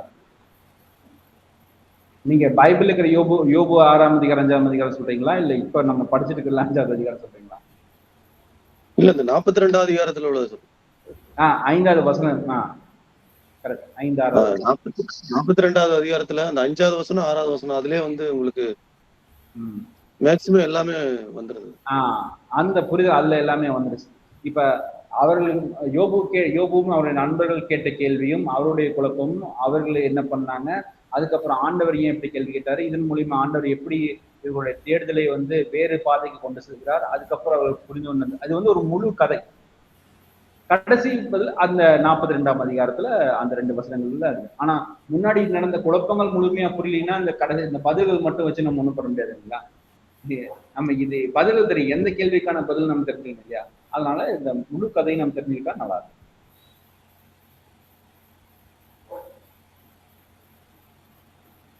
ஐயா, இப்ப நீங்க இந்த யோபு புஸ்தகத்தை முடிவுல சொன்னீங்க இல்லையா, நம்ம மற்றவங்க முன்னாடி எப்படி இருக்கணும்ட்டு. அதாவது தேவன் நம்மை பாவங்களிலிருந்து விடுவித்தார், நம்மை உயர்த்தினார் என்பதை நாம் மட்டும் நினைத்தால் தேவனை ஆராதிக்கிறோம், அதான் நன்றி செலுத்துகிறோம். பட் ஆனா அதை மற்றவங்களுக்கு நம்ம தெரியப்படுத்தி வாழும்போது தேவனை மகிமைப்படுத்துகிறோம் என்று பார்க்கணும் இல்லையா? ஆமா, நம்ம மட்டும் நினைச்சா ஆராதிக்கிறோம், நன்றி செலுத்துறோன்ற மாதிரி. பட் நம்முடைய வாழ்க்கை மூலமாக தேவனை மற்றவர்களுக்கு அறிவிக்கும் பொழுது தேவனை மகிமைப்படுத்துகிறோம் என்று பார்த்தோம். இப்ப நான் இன்னொரு விஷயம் சொல்றேன்னா, இப்போ இது வந்து என்னன்னா இந்த அழைப்பின் புரிதல்கள், ஏதாவது 3 வகையான அழைப்புன்னு சொல்லலாம். ஒண்ணு வந்து ரட்சிப்புக்கான அழைப்பு, இன்னொன்று ஊழியத்துக்கான அழைப்பு, 3வது தலைமைத்துவத்துக்கான அழைப்பு. ரட்சிப்புக்கான அழைப்பு என்னன்னா, ஆண்டவர் இந்த முழு மனுகுலத்தையும் ஆண்டவர் இந்த வாருங்கள் வந்து இந்த ரட்சிப்பை பெற்றுக்கொள்ளுங்கள் அப்படின்னு சொல்லி எல்லாத்துக்கும் இந்த அழைப்பு கொடுத்துருக்காரு. அந்த அழைப்பை ஏற்றுக்கொண்டு கிறிஸ்துவை ஏற்றுக்கொண்டவர்கள் எல்லாருக்கும் ஊழியத்திற்கான அழைப்பும் கொடுத்துருக்காரு. சில பேர் என்ன யோசிக்கிறாங்கன்னா, ஊழியம் பண்றது பாஸ்டர், இவாஞ்சலிஸ்ட், டீச்சர் அவங்க மட்டும்தான் ஊழியம் பண்ணுவாங்க, நம்ம வந்து ஞாயிற்றுக்கிழமை சர்ச்சுக்கு போய் வந்து காணிக்கை பெட்டியில காசு போட்டு பாட்டு பாடி கை தட்டிட்டு பாஸ்டர் தலைமையில கை வச்சு அட்மின் பண்ணி சொல்லிட்டு திரும்பி வந்துடலாம், அதான் நம்ம வேலை அப்படின்னு நினைச்சிருக்காங்க. இல்ல, ஆனா அந்த பீயிங் சாட்சிகளா இருப்பீர்கள் அப்படின்னு சொன்னாங்க, அது யாருக்கு சொன்னதுன்னு நினைக்கிறீங்க? எல்லா கிறிஸ்தவர்களுக்கும், கிறிஸ்தவை ஏற்றுக்கொண்ட எல்லாருக்கும் அந்த ஊழியத்தின் அழைப்பு இருக்கிறது. அப்போ நம் கர்த்தரை ஆராதிப்பதும் நம்ம வந்து மற்றவர்களுக்கு கர்த்தரை பற்றி எடுத்து கூறுவதும் ரெண்டும் வெவ்வேறான காரியங்களாக பிரிச்சு கூடி நம்ம பார்க்க முடியாது. அது ரெண்டும் ஒன்னாதான் இருக்கணும். ஆனால் 3வது காரியமா ஒரு சிலருக்கு தலைமைத்துவத்துக்கான அழைப்பு இருக்குது, அதாவது லீடர்ஷிப் மினிஸ்ட்ரி. சில பேர் எல்லாருமே பாஸ்டர்ஸ் கிடையாது, எல்லாருமே இவாஞ்சலிஸ்ட் கிடையாது, எல்லாருமே டீச்சர்ஸ் கிடையாது இல்லைங்களா? அப்போ சில பேருக்கு ஆண்டவர் ஓகே உங்களுக்கு வந்து ஒரு தலைமைத்துவத்துக்கான ஒரு ஊழியத்தை நான் கொடுக்குறேன் அப்படின்னு சொல்லிதான் வந்து உங்கள பல பேர் வந்து பாஸ்டர்ஸா இருக்கலாம், டீச்சர்ஸா இருக்கலாம். இப்ப நானும் வந்து பாத்தீங்கன்னா பைபிள் காலேஜ் நானும் ஒரு டீச்சரா இருக்கேன். நம்மளுக்கு ஒரு ஆண்டவர் என்ன பண்ணியிருக்காரு, தலைமைத்துவத்தின் அழைப்பையும் கொடுத்திருக்காரு. ஆனா ஊழியத்தின் அழைப்பு எல்லா கிறிஸ்தவர்களுக்கும் இருக்குது. ஒரு சாட்சிகளா இருக்கணும் அப்படிங்கிறது எல்லாருக்கும் கொடுக்கப்பட்ட இந்த அழைப்பு. அது வந்து அதுல எந்த மாற்றமும் கிடையாது. ஐயா, நான் ஆறுதல் படுகிறேன்னு சொல்லி அந்த வசனம் எங்க இருக்கு? இந்த 6ல வந்து மனஸ்தாபப்படுகிறேன் இருக்கு, நீங்க இந்த இங்கிலீஷ்ல இருக்கு, நீங்க அது எந்த வெர்ஷன்ல இருக்கு?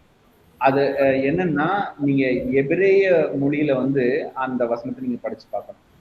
அதுதான் வந்து இதனாலதான் வந்து வேதாம கல்லூரியில வந்து கிரேக்க மொழிகளையும் எபிரேய மொழிகளையும் கத்துக் கொடுக்கறதுக்கான காரணம் தான். பைபிள் வந்து தமிழ், ஆங்கிலம்னு பல மொழிகள் மொழிபெயர்க்கப்பட்டிருந்தாலும் அதனுடைய அந்த அக்யூரசி முழுதா தெரிஞ்சுக்கணுங்காக என்ன பண்ணணும்னா, அந்த ஒரு குறிப்பிட்ட இது வந்து லிங்குவிஸ்டிக் அனாலிசிஸ்.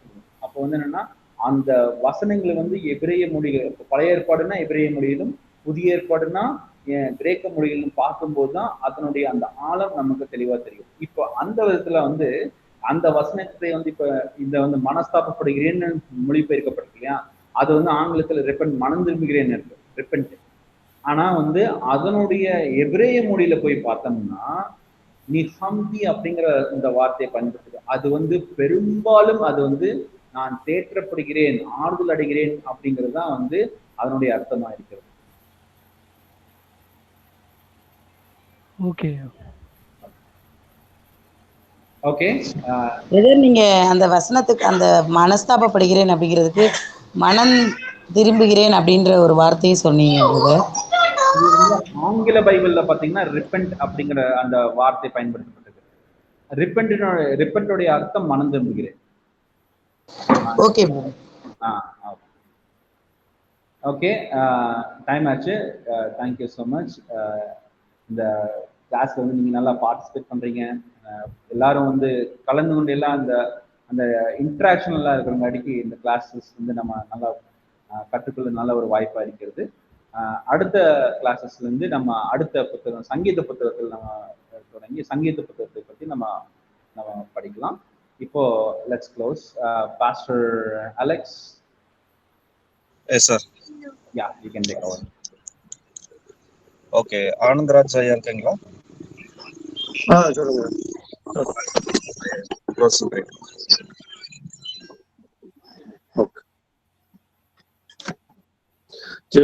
எங்கள் நேசிக்கிற நல்லா தப்புனே ஆசீர்வதிக்கப்பட்ட இந்த நாளுக்காக சோதர கர்த்தாவே, இந்த வேலையிலையும் ஆண்டவரே இந்த 1.5 மணி நேரம் எங்களோடு கூட இருந்து கர்த்தாவே எங்களுக்கு தேவையானது கர்த்தாவே நீர் கற்றுக் கொடுக்க கொடுத்தீங்களா, அதற்காக உங்களுக்கு நன்றி செலுத்தும் கர்த்தாவே. அநேக விஷயங்களை கர்த்தாவே, அநேக காரியங்களை கர்த்தாவே இந்த யோக புத்தகத்துல நாங்கள் கற்றுக்கொண்டோம் கர்த்தாவே. ஆண்டவரே இதை கற்றுக்கொண்டது மாத்திரமல்ல, தங்களுடைய வாழ்க்கையிலையும் ஊழிய பாதைகளையும் கர்த்தாவே இதை அபியாசப்படுத்த நீங்க கிருபை தரணுமாறு ஜெபிக்கிறோம் கர்த்தாவே. ஆண்டவரே எங்களுக்கு கற்றுக் கொடுத்த தாசரே சமுத்திரம் தருகிறோம்ப்பா, இன்னும் வல்லமையா எடுத்து பயன்படுத்துங்க ஆண்டவரே. எங்களுக்கு ஆண்டவரே இன்னும் அதிகமாக கற்றுக்கொள்ள கிருபை தரணுமாறு ஜெபிக்கிறோம் ஆண்டவரே. சோதரப்பா, நீங்க இந்த இதை நடத்துகிற SIBBCக்காக ஜெபிக்கிறோம் கர்த்தாவே. தேவனே, அவங்க எடுக்கிற பிரயாசத்துக்கு நீங்க முழு பலனை தரணுமாறு ஜெபிக்கிறோம் கர்த்தாவே. அலெக்ஸ் பாஸ்டர் எடுக்கிற அந்த பிரயாசத்துக்காக சோதரம் கர்த்தாவே. தேவனே, அநேக ஆத்மாக்கள் எப்படியாவது கர்த்தாவே ஆண்டவரே அந்த காரியங்களை கற்றுக்கொள்ள நீர் கொடுக்குற அந்த தயவுக்காக நன்றி செலுத்துகிறோம் கர்த்தாவே. தொடக்கும் முடிவு வரை எங்களோடு கூட இருந்து வழிநடத்த தயவுக்காக சோதரம் கர்த்தாவே. இப்போது இரவுக்குள்ளாக செல்கிறோம், ஒரு காரம் கூட இருந்து வழிநடத்துவன்மாறு ஜெபிக்கிறோம். இதனுடைய பொறுப்படுத்திக் கொள்ளுங்க இப்ப இயேசுவின் நாமத்தில் பிதாவே. Okay, thank you so much, sir. Thank you. Thank you, brother. Thank you ஐயா. Thank you, sir. Thank you, Pastor. Thank you, Pastor. Thank you, sir.